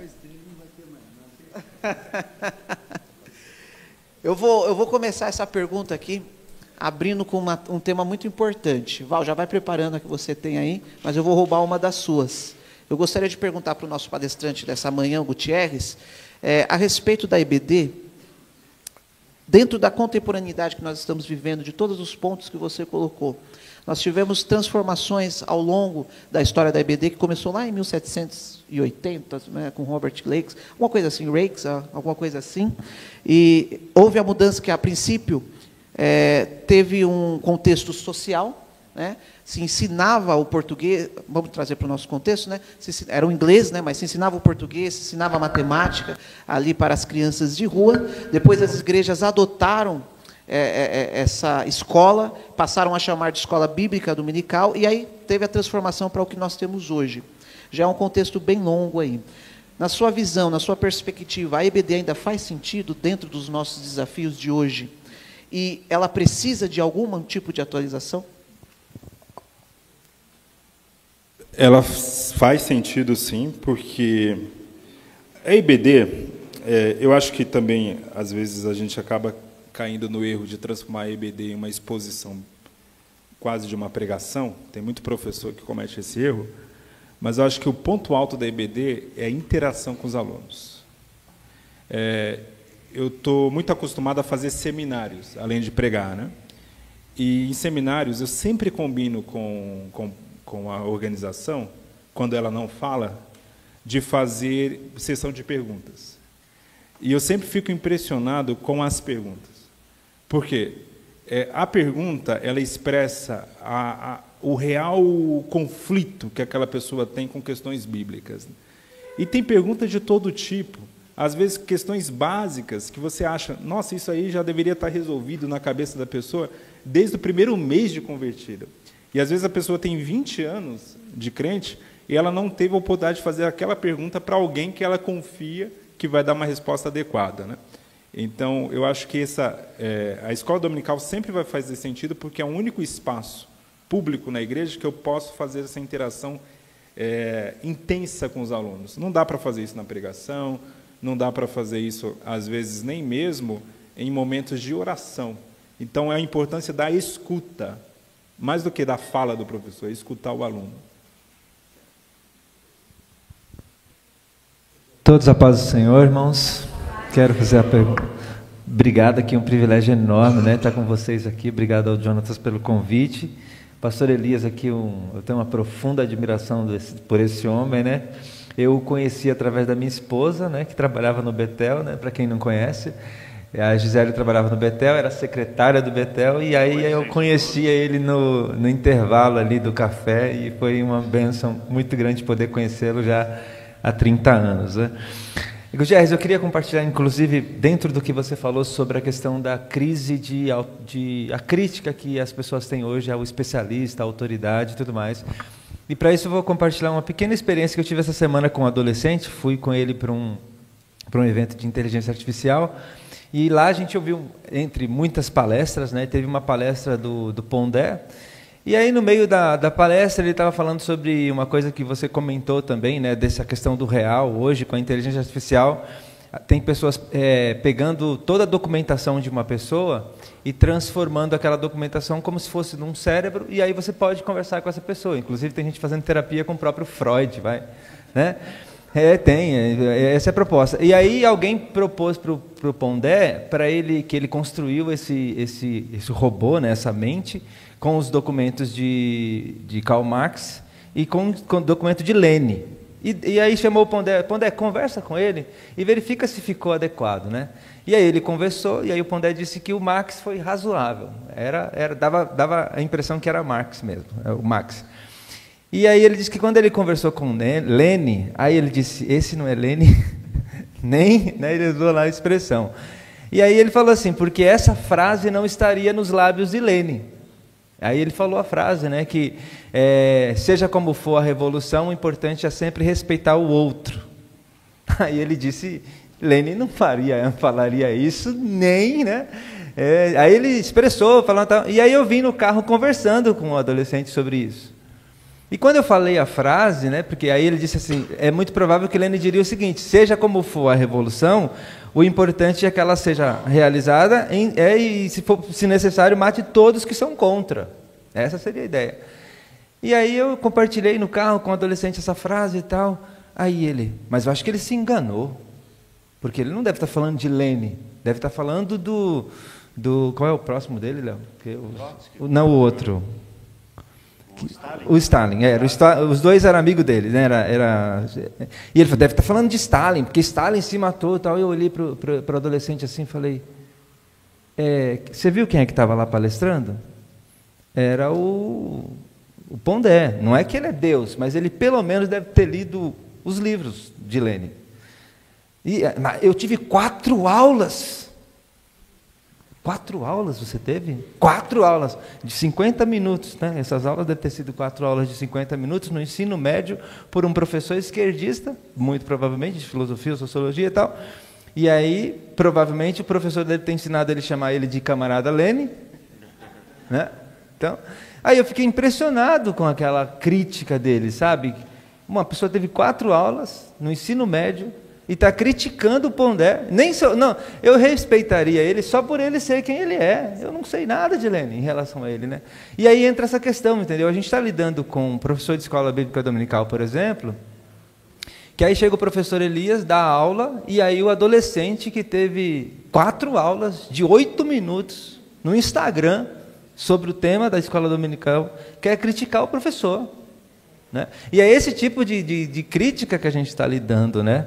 E aí aproveitando, como que o professor tem que lidar com isso? Porque o professor também tem que compreender, né, que eu vou também não só impor a um adolescente, porque existe toda essa questão do contexto hoje, respeitando que também esses meios são meios de comunicação e não tem jeito, mas são várias vozes, né, digamos assim, que está trabalhando contra aquilo que a gente está ensinando.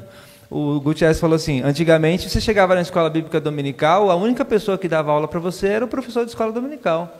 Hoje não, quando ele chega no domingo, ele já ouviu muita gente sobre aquele assunto, né? Então, como que a gente lida com essa diversidade de vozes que vão contra a nossa autoridade? Não a nossa autoridade, porque assim, a autoridade no sentido de que, se você está trazendo um ensino ali, você se dedicou para isso, de certa forma você tem que ter um mínimo de respeito, né? Como que você lida com isso?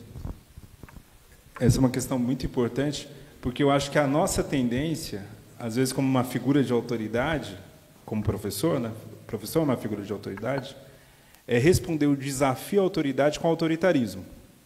Tá? Eu vou impor, eu vou punir, e isso não vai adiantar, né? Aí eu acho que a gente tem que voltar para Jesus. Lidar com a contestação fazendo perguntas. Por que você pensa assim? Onde você viu isso? Para levar a pessoa à própria conclusão de que ela não sabe de nada sobre aquilo. Eu tento fazer isso, nem sempre é possível, né? Tento estabelecer um diálogo, especialmente quando é em sala de aula, de tentar extrair o máximo daquele aluno da onde ele viu aquela informação, né?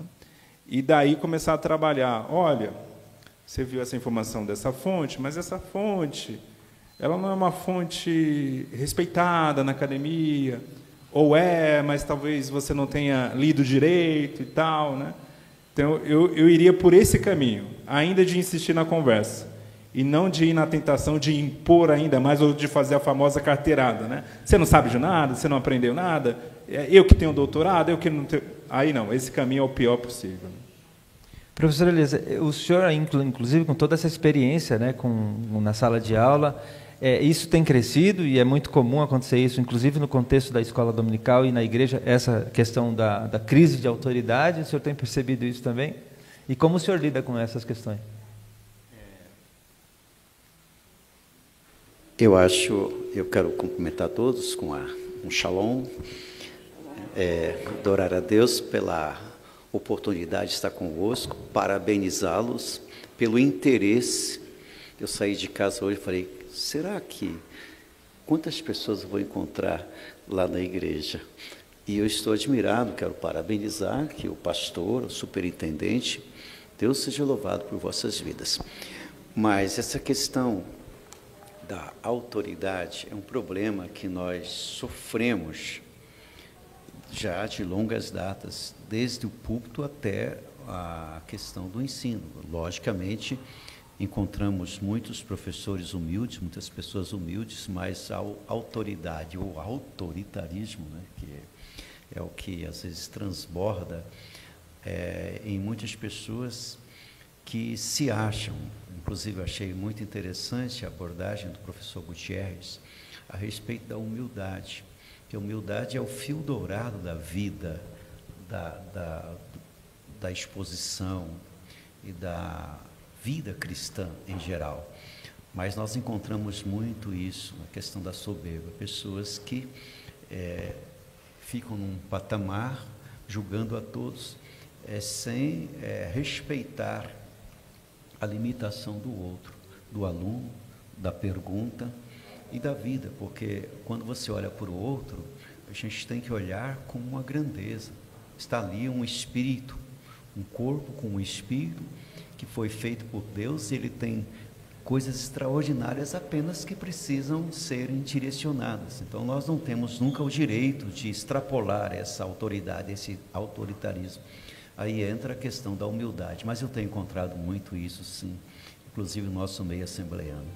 Isso aí está sobejando na vida de muita gente. Muito bem. Eu vou só expandir essa pergunta para o pastor Léo, que o Léo, muito amigo, né? E eu sempre falo assim, o Léo é muito liso. Só fala isso para um amigo, tá? Ainda mais se o camarada for primeiro vice-presidente, você só fala para ele isso, ele for muito seu amigo, né? Mas em que sentido, né? Porque o pastor Léo, ele é uma pessoa que admiro muito nesse sentido, ele lê muito.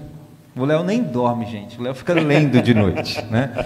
O pastor Léo é uma pessoa que lê muitos pensamentos diversos, assim, ele lê livros sobre tudo que você imagina. Você chega na casa dele, tem livros espalhados em tudo quanto é lugar lá, porque não tem espaço. Então, assim, e aí eu percebo isso, né? Se eu chamar o Léo para dar uma aula na escola dominical sobre um assunto, ele fala de um jeito. Se você der na reunião de obreiro, ele fala de outro. Se você estiver falando para um grupo de adolescentes ali, que a gente está batendo um papo, ele fala do outro do mesmo jeito. Então, como que, Léo, você diria para a gente, como professor, desenvolver esse tipo de habilidade, que é um pouco do que o pastor Gutierrez falou e o pastor Elias também, né? Tem um pouco de humildade da gente, da nossa parte, mas também de compreender o outro nas suas circunstâncias, né? O outro enquanto outro ali, diferente de você, em diversas formas, né? De contexto, de cultura, de idade, de formação, de vida. Esse outro é bem complexo, né? Porque não é um outro, é um outro bem diferente. E aí eu acho que você, nesse sentido, tem uma habilidade ímpar de fazer isso. Como que você daria esses conselhos para a gente conhecer nesse sentido?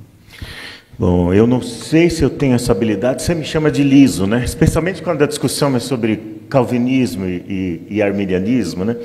A gente, numa das nossas conversas, a gente estava eu até ilustrei com a questão da salvação das crianças, de bebês, que não chegaram ao conhecimento da forma do Evangelho e nem do conteúdo do Evangelho, né? E aí, eu não vou dar uma resposta aqui, obviamente, né? Mas eu disse apenas que eu não diria a mesma resposta, eu não trataria essa questão da mesma forma, conversando com uma mãe enlutada, da mesma forma que eu responderia a um aluno do seminário. A abordagem seria diferente, a resposta seria diferente, né? Ao lidar com isso, porque o foco seria diferente. Mas eu acho que um bom norte para a gente, acho que passa pela humildade, é saber que você não sabe tudo e que os autores que você aprecia também não sabem tudo. Piper não sabe tudo, N.T. Wright não sabe tudo, Craig Keener não sabe tudo. Então, não adianta adotar qualquer um desses mentores, desses teólogos ou intelectuais, como o seu mentor infalível. E achar que tudo que está fora do que ele está dizendo está errado. Ou, porque ele é de outro viés diferente do seu, achar que tudo que ele está dizendo está errado. Então, saber apreciar o outro, saber encontrar a verdade no outro, saber encontrar respostas no outro, ter humildade, saber que você não sabe tudo. Não é porque você está discutindo com uma pessoa que pensa alguns aspectos teológicos diferentes de você, que você precisa desprezar tudo que essa pessoa está dizendo. Ou precisa estar prevenido ou armado e transformar toda a conversa numa discussão. Porque o que está acontecendo hoje, especialmente com o ambiente da internet, é que as pessoas estão querendo jantar nas suas conversas, né? O pessoal fala isso, no debate, quem jantou quem? As pessoas estão querendo lacrar e jantar e querendo prevalecer. Quando uma boa conversa cristã busca a verdade, não busca prevalecer, busca compreender um pouco melhor a verdade que prevalece sobre nós, inclusive sobre as nossas mais plenas convicções. A verdade vai prevalecer sobre as nossas convicções, né? Então, o primeiro é o viés da humildade. Acho que isso é importante. E o segundo é porque eu não sei ler a Bíblia e ensinar a Bíblia de outra forma que não seja pastoral. Então, a minha preocupação, geralmente, ela vai estar em torno de pessoas que são pessoas concretas, que vivem realidades concretas, com dramas concretos. Eu não vivo no mundo das ideias. Talvez pelo fato do meu perfil, da minha formação, que não é uma formação acadêmica, é no chão de fábrica, é no chão da igreja, é no chão do velório, é no chão do hospital, é na sala de estar do irmão, ou na minha sala de estar. Então, a minha abordagem, ela sempre vai ter um viés pastoral. Então, eu não estou preocupado em ficar procurando estabelecer definições, lacrar, ou dar respostas que calem o outro. Eu quero saber quais são os anseios do outro. Quais são os problemas com os quais o outro está lidando. Uma pessoa que influenciou muito o ministério de ensino da nossa igreja foi o Howard Hendricks, né? Naquele pequeno livreto lá, Ensinando para Transformar Vidas, e o foco do ensino na nossa igreja, a partir dos seminários, sempre está na transformação, no propósito de transformar pessoas, de fazer discípulos, né? O Hendricks trabalha muito isso. Um outro educador chamado Lawrence Richards é um cara excelente tratando teologia da educação cristã, é muito bom. Um autor recente, porto-riquenho, chamado Samuel Pagan, também é um cara muito bom que trabalha essa questão de educação cristã e de ensino, didática, processo de ensino-aprendizagem na igreja. Todos eles focam na mesma ênfase, que é a ênfase de transformação de vidas. Então, se é transformação, talvez a gente precise reduzir um pouco a quantidade de informação, porque o problema dos crentes hoje, de modo geral, na nossa denominação, não é falta de informação, é falta de um coração transformado, muitas vezes, de conseguir transformar aquilo que está na cabeça em aquilo que desce ao coração, e vira paixão, vira amor, vira afeto, e descer aos pés para virar prática, virar conduta e virar um andar diferente. Então, quando você sai do âmbito das ideias, desce um pouco da cabeça para o coração, para descobrir quem é a pessoa, se abrir com ela, ser humilde, mostrar a sua vulnerabilidade, inclusive diante daquelas dúvidas também. E quando você desce para a conduta, para a prática, eu acho que 90% das nossas tretas acabam. Porque aquela mulher que enterrou o filho, ela está querendo lidar com a tristeza dela, com o luto dela. Ela não está querendo discutir arminianismo, calvinismo com você, não está querendo discutir eleição com você. Ela está querendo lidar com uma questão que é profunda demais para você e para ela é dramática. Não é só profunda, para ela é dramática. Para você é profunda, mas não é uma questão intelectual. Então, descer ao coração da pessoa, talvez, ao invés de discutir a questão do destino eterno do feto, da criança, do bebê, seja discutir a capacidade de Deus de cuidar da pessoa, ao invés de querer responder todas as perguntas, ajudar aquele crente, aquela crente a lidar com o mistério, porque viver por fé tantas vezes é lidar com o mistério. Então você receber o mistério com humildade, com fé, com confiança em Deus e oferecer para ela afeto, uma coisa que você só vai encontrar no corpo de Cristo. Então eu acho que isso reduz um pouco a voltagem das nossas conversas. Então, humildade e um olhar pastoral, talvez essa seja a minha melhor receita para ser liso, viu? Quer fazer alguma da pastor Elias? Ok. Professor Gutierrez, quero parabenizá-lo pela exposição tão precisa, profícua, com tantas informações maravilhosas, e louvo a Deus por termos, até te perguntei se você era presbiteriano ou batista, você disse que é assembleiano belemita. Então, porque lá no seminário nós encontramos uma garotada assim como você, sempre cheia, plena de informações. Eu vi que você é um pesquisador, estudioso nato, e na sua exposição você trabalhou aí bem com 3 temas, que é a metodologia, a humildade e a sabedoria. Foi o cerne da sua exposição. Mas, como estamos entre professores superintendentes, aliás, essa é a proposta, e eu gostaria de que você falasse aí brevemente sobre como podemos melhorar a nossa metodologia, tendo em vista que durante muitos anos a gente trabalha só praticamente dentro de uma visão, tomando como base as Assembleias de Deus no Brasil inteiro. Que proposta você teria para que pudéssemos melhorar a nossa metodologia na escola dominical? Boa. Obrigado, pastor. Primeiro ponto, a metodologia, ela não é um dado da realidade estático. O que eu quero dizer com isso? A metodologia, ela precisa ser testada e, às vezes, ela funciona por um tempo e deixa de funcionar em outro momento, né? Então, às vezes, a gente se apega a uma metodologia do passado que funcionou muito bem em algum momento histórico e acha que vai funcionar hoje. Então, acho que o professor ele tem que ter essa humildade também de reconhecer que métodos mudam no decorrer do tempo e métodos mudam também devido ao contexto de sala de aula que você está lidando. Uma coisa é dar aula para um grupo de senhoras que tiveram, por questões da vida, ou de senhores mesmo, pouca formação escolar. É a realidade do Brasil, né? Se você tem 50 a mais, provavelmente a chance de você ter feito faculdade é baixíssima, né? Outra coisa é dar aula hoje para adolescentes que estão nessa era da informação o tempo todo, TikTok, Instagram. Então, assim, eu preciso adaptar a minha metodologia ao público. Esse é um ponto que o professor precisa ter em mente. Feito isso, como se preparar, né? Como lidar com o método?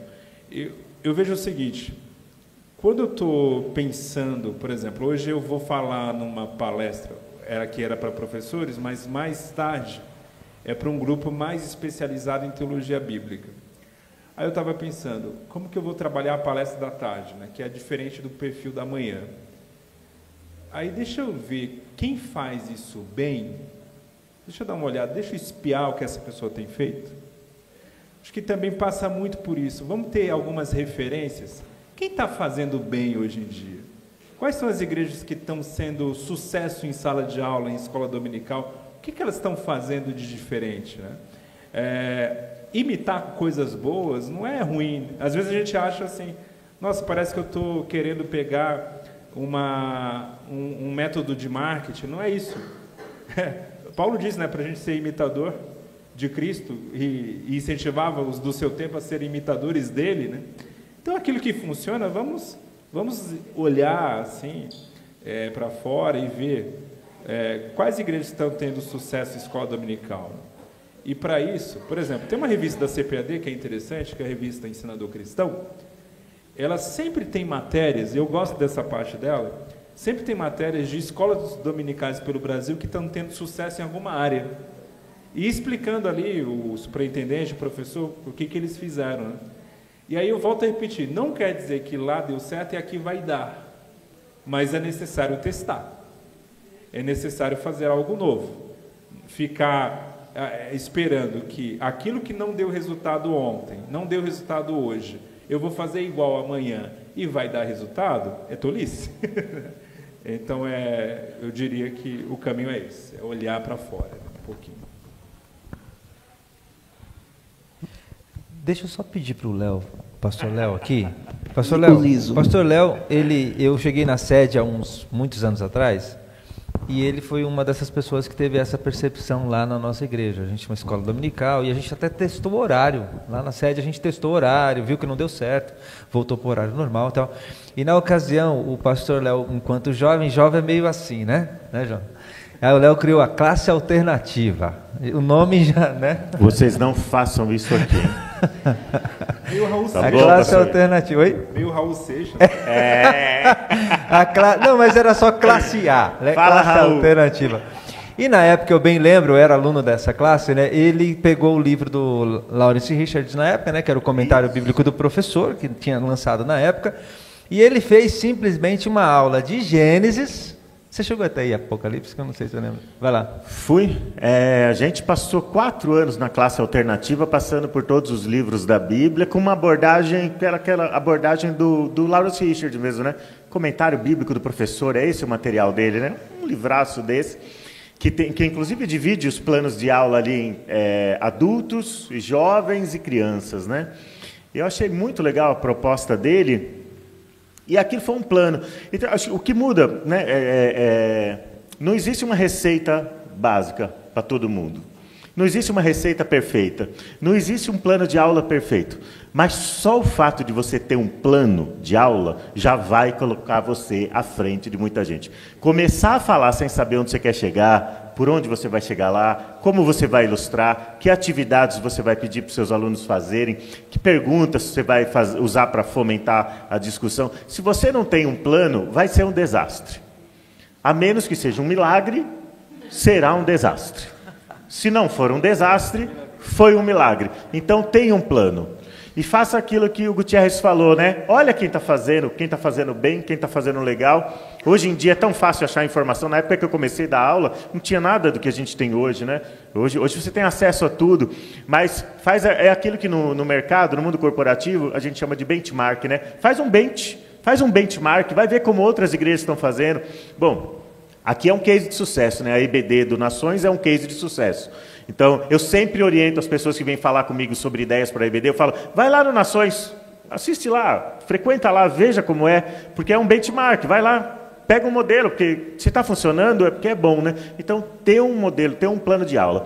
Mas aí eu vou passar a pergunta aqui para vocês, porque eu vou aproveitar essa bola levantada. A gente passou 4 anos numa classe alternativa na IBD, a gente lotou aquele auditório, né, muitas vezes, de manhã. A gente usava um plano de aula alternativo. A gente não usava a revista de EBD. Então, nós somos uma denominação que atua no país todo. Há muitas realidades, né? Como já foi mencionado aqui, há muitas realidades, inclusive de formação e tudo mais, de repertório cultural e tudo mais. E se você tem uma ferramenta que está sendo usada no país todo, obviamente você vai ter que nivelá-la.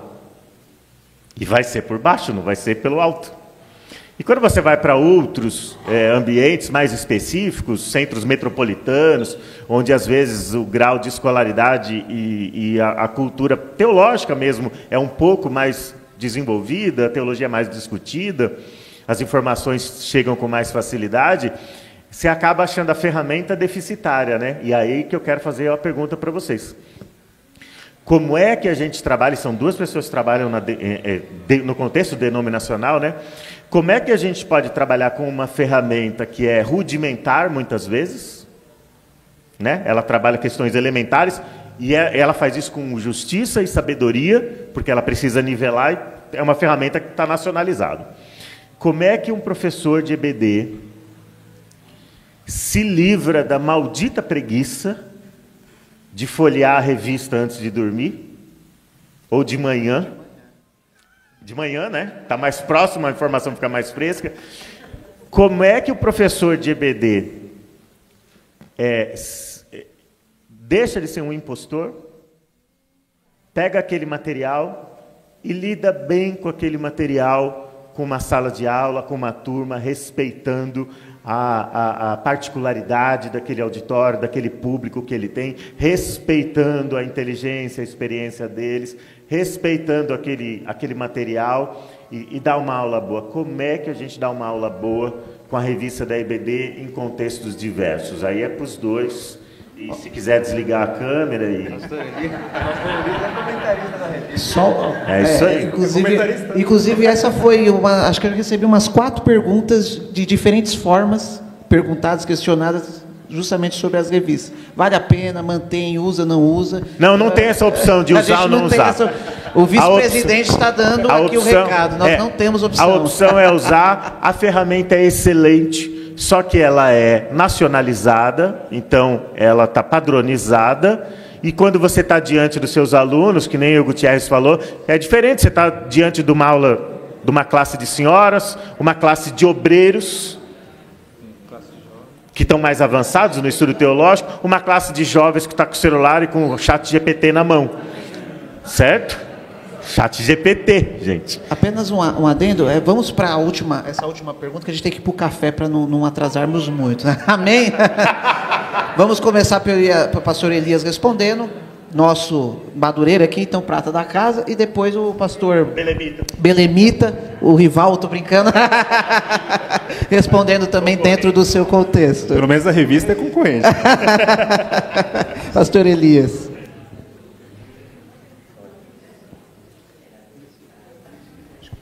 Glória a Deus. Excelente pergunta. Primeiro, é que nós, lamentavelmente, não preparamos os nossos professores. E nós temos uma deficiência histórica na área de mestres, de professores. A igreja não investe nos seus professores, não prioriza talentos. Então, esse professor, que disse aí o meu querido Léo, que pega a revista de manhã ou à noite, ele deveria desistir da função, porque ele não é professor. O professor da EBD precisa, primeiro, ter consciência de que ele tem um chamado. Isso é uma vocação, isso não é... O professor não deve ser, eu quero hoje você. Ou como se faz, às vezes, na escolinha das crianças, que as crianças descem, quem pode ir? Isso é um absurdo, isso é uma aberração. Então, a primeira questão, eu acredito que essa deveria talvez ser a única, é que nós não temos professores adequados para as nossas escolas dominicais. A igreja não prepara, não investe e quer depois cobrar tudo. A pessoa que trabalha a semana inteira, não tem tempo para preparar a aula, não tem tempo... Uma aula, quanto tempo você imagina que devemos investir para preparar uma aula? Quanto tempo o professor Gutierrez passou para dar essa palestra de 40 minutos? Se ele me disser que passou uma semana, não vou acreditar. Se ele disser que passou um mês, também não vou acreditar. Ele passou a vida toda. Passou a vida toda. Tudo bem que você não vai demorar a vida toda para preparar uma aula, mas você tem um respaldo. Então, a pessoa precisa... Esse professor deveria ser descartado. A igreja deveria parar para repensar os seus professores, repensar os seus pastores, repensar a sua maneira de trabalhar com ensinamento neste século. Perfeito. Eu sinto uma pena que a nossa tradição pentecostal não tem essa figura de, inclusive, pagar uma pessoa para ser um pastor, ensinador da igreja, né? Essa figura que é comum no exterior, né? Você tem o pastor de jovens, o pastor de música, o pastor de ensino, que é um funcionário da igreja, alguém que é 100% dedicado a isso. Mas não é a nossa realidade, então a gente tem que lidar com... Mas nós temos o vice-presidente aqui, ele pode mudar essa realidade. Não, peraí. Só, já vou passar, não perde o fio da meada, não. Mas é engraçado isso, né? Nós não temos essa realidade tradicionalmente, mas a nossa denominação em Guarulhos, nós tínhamos um pastor de tempo integral contratado mais de 20 anos atrás para ser o pastor de educação cristã. Que legal. O Darley, que fundou o seminário que o Val é o reitor, que você deu aula lá. Então, essa é uma preocupação da nossa denominação em Guarulhos, né? Então, nós tínhamos, dentre os pastores de tempo integral, claro que é mais fácil que é uma denominação. Sim. São 100 igrejas, não é uma igreja local. Nós tínhamos um pastor de missões, tempo integral, um pastor de educação cristã de tempo integral, um pastor de jovens de tempo integral.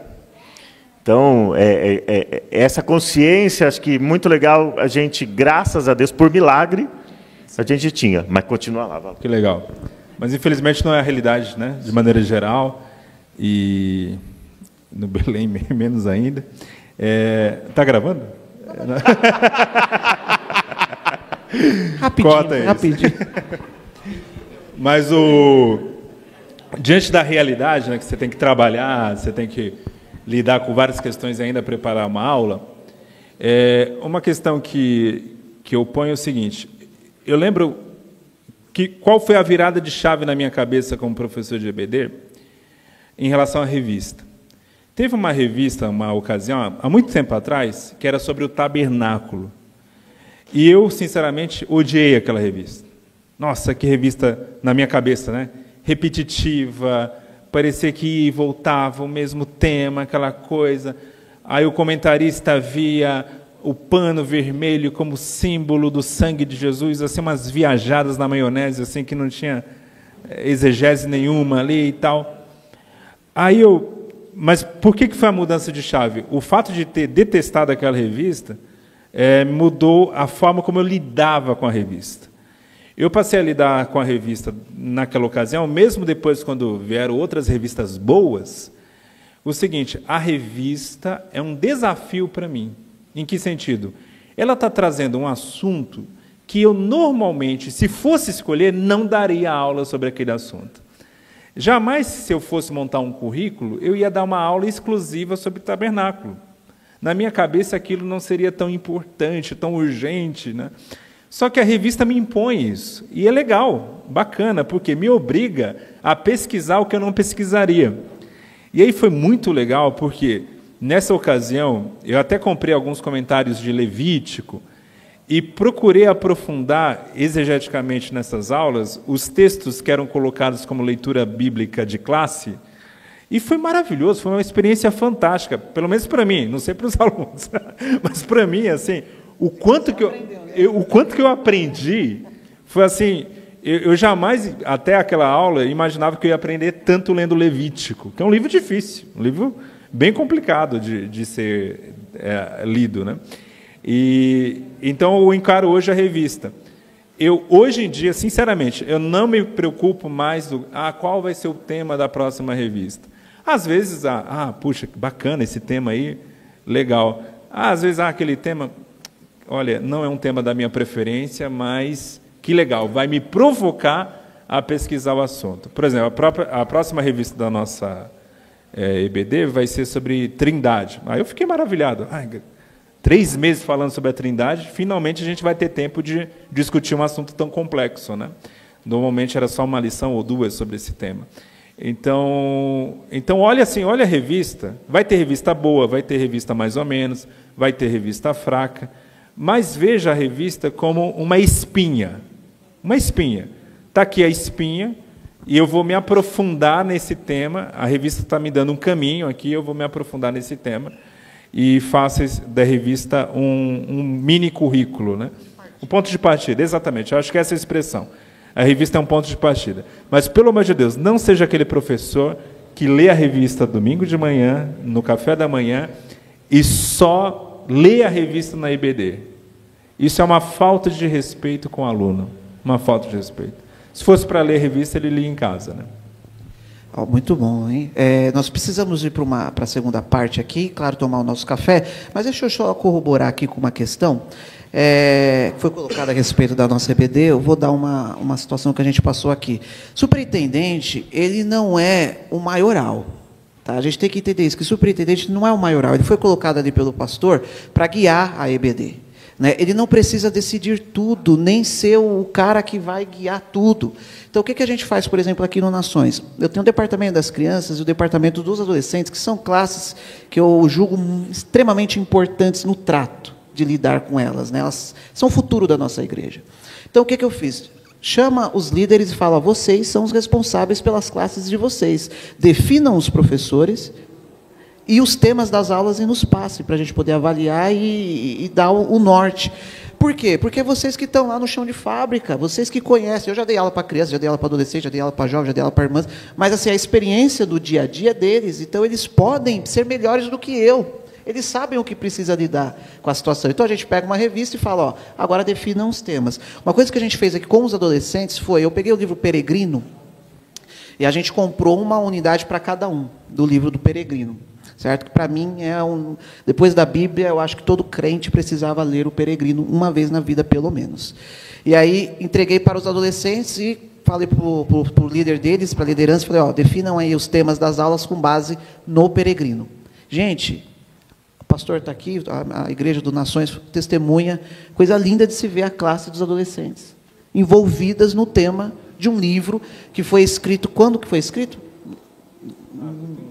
Tem uns 200 anos, pelo menos, com um tema extremamente sensível e moderno, contemporâneo. Porque a gente pode extrair temas da atualidade em cima daquele livro. E a classe de adolescentes amou. Temos um professor ali da classe de adolescentes, simplesmente se envolveram. Todo mundo hoje tem o seu exemplar, tem o filme, enfim, várias questões que a gente tratou atuais, baseadas no tema do livro Peregrino. A gente tem aqui, acho que 40, 50 adolescentes?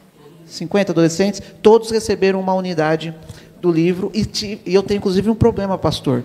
Não cabe mais os alunos. Eu tenho uma classe para adolescentes. Quando eles resolvem vir, né, pastor? A gente está aqui discutindo, tem um ano que a gente está discutindo o que a gente vai fazer com a classe dos adolescentes. Quando eles resolvem vir todos de uma vez, a gente olha assim e fala: meu Deus, o que a gente faz? Tem 50 alunos e fica para fora, e amontoado um em cima do outro. Glória a Deus por isso. E uma outra experiência que faz frente a uma das perguntas: como que nós podemos aplicar a EBD em ganhar almas, atrair pessoas não crentes, ou um projeto de rua que possa ser feito pela EBD, que isso aqui é muito importante, né? Me chamaram uma vez para dar aula para os adolescentes, e aí falaram assim: define um tema legal que você julga que precisa ser tratado. E aí eu fui pensar na modernidade, né? Falei: o que eu posso falar? Sexualidade, sobre drogas, sobre crime, sobre o que eu vou falar? E eu falei: vou pensar e vou te dar a resposta. E fui para casa. Eu estava orando, isso é muito importante, o professor orar, viu, gente? O professor precisa orar, muito, não é, pastor? Principalmente orar. E eu estava orando por esses e outros assuntos, e o Senhor falou comigo: fale sobre salvação. Mas claramente eu ouvi a voz do Espírito Santo falar comigo: fale sobre salvação.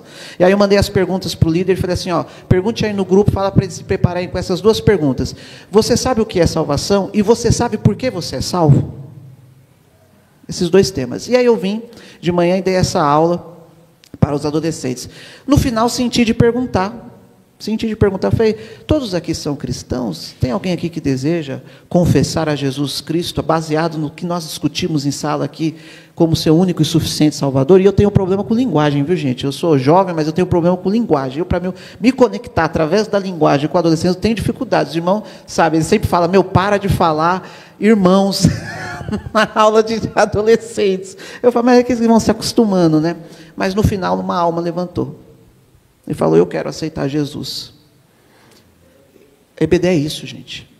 EBD é transformar vidas. Às vezes a gente acha que a gente não está tratando de um tema que não faz sentido para a gente, mas alguém lá na nossa classe pode ser impactado por aquele tema, pode mudar a vida dele, pode mudar a semana dele, pode mudar a família dele através daquele assunto. Levem a EBD a sério. Nós estamos tratando com almas e é um braço dos nossos pastores a EBD. Você que é professor, você está auxiliando o seu pastor a ensinar e transformar vidas. Amém? Amém, Gutierrez? Amém, pastor Elias? Val, Léo? A história da IBD, nos moldes recentes, veio exatamente dessa experiência das ruas, o trabalho com as crianças, e aí nós modernizamos a história da IBD. Perfeito, a escola dominical tem que estar atrelada ao evangelismo discipulado, é para isso que vivemos. Amém. Vamos dar uma salva de palmas para os nossos participantes.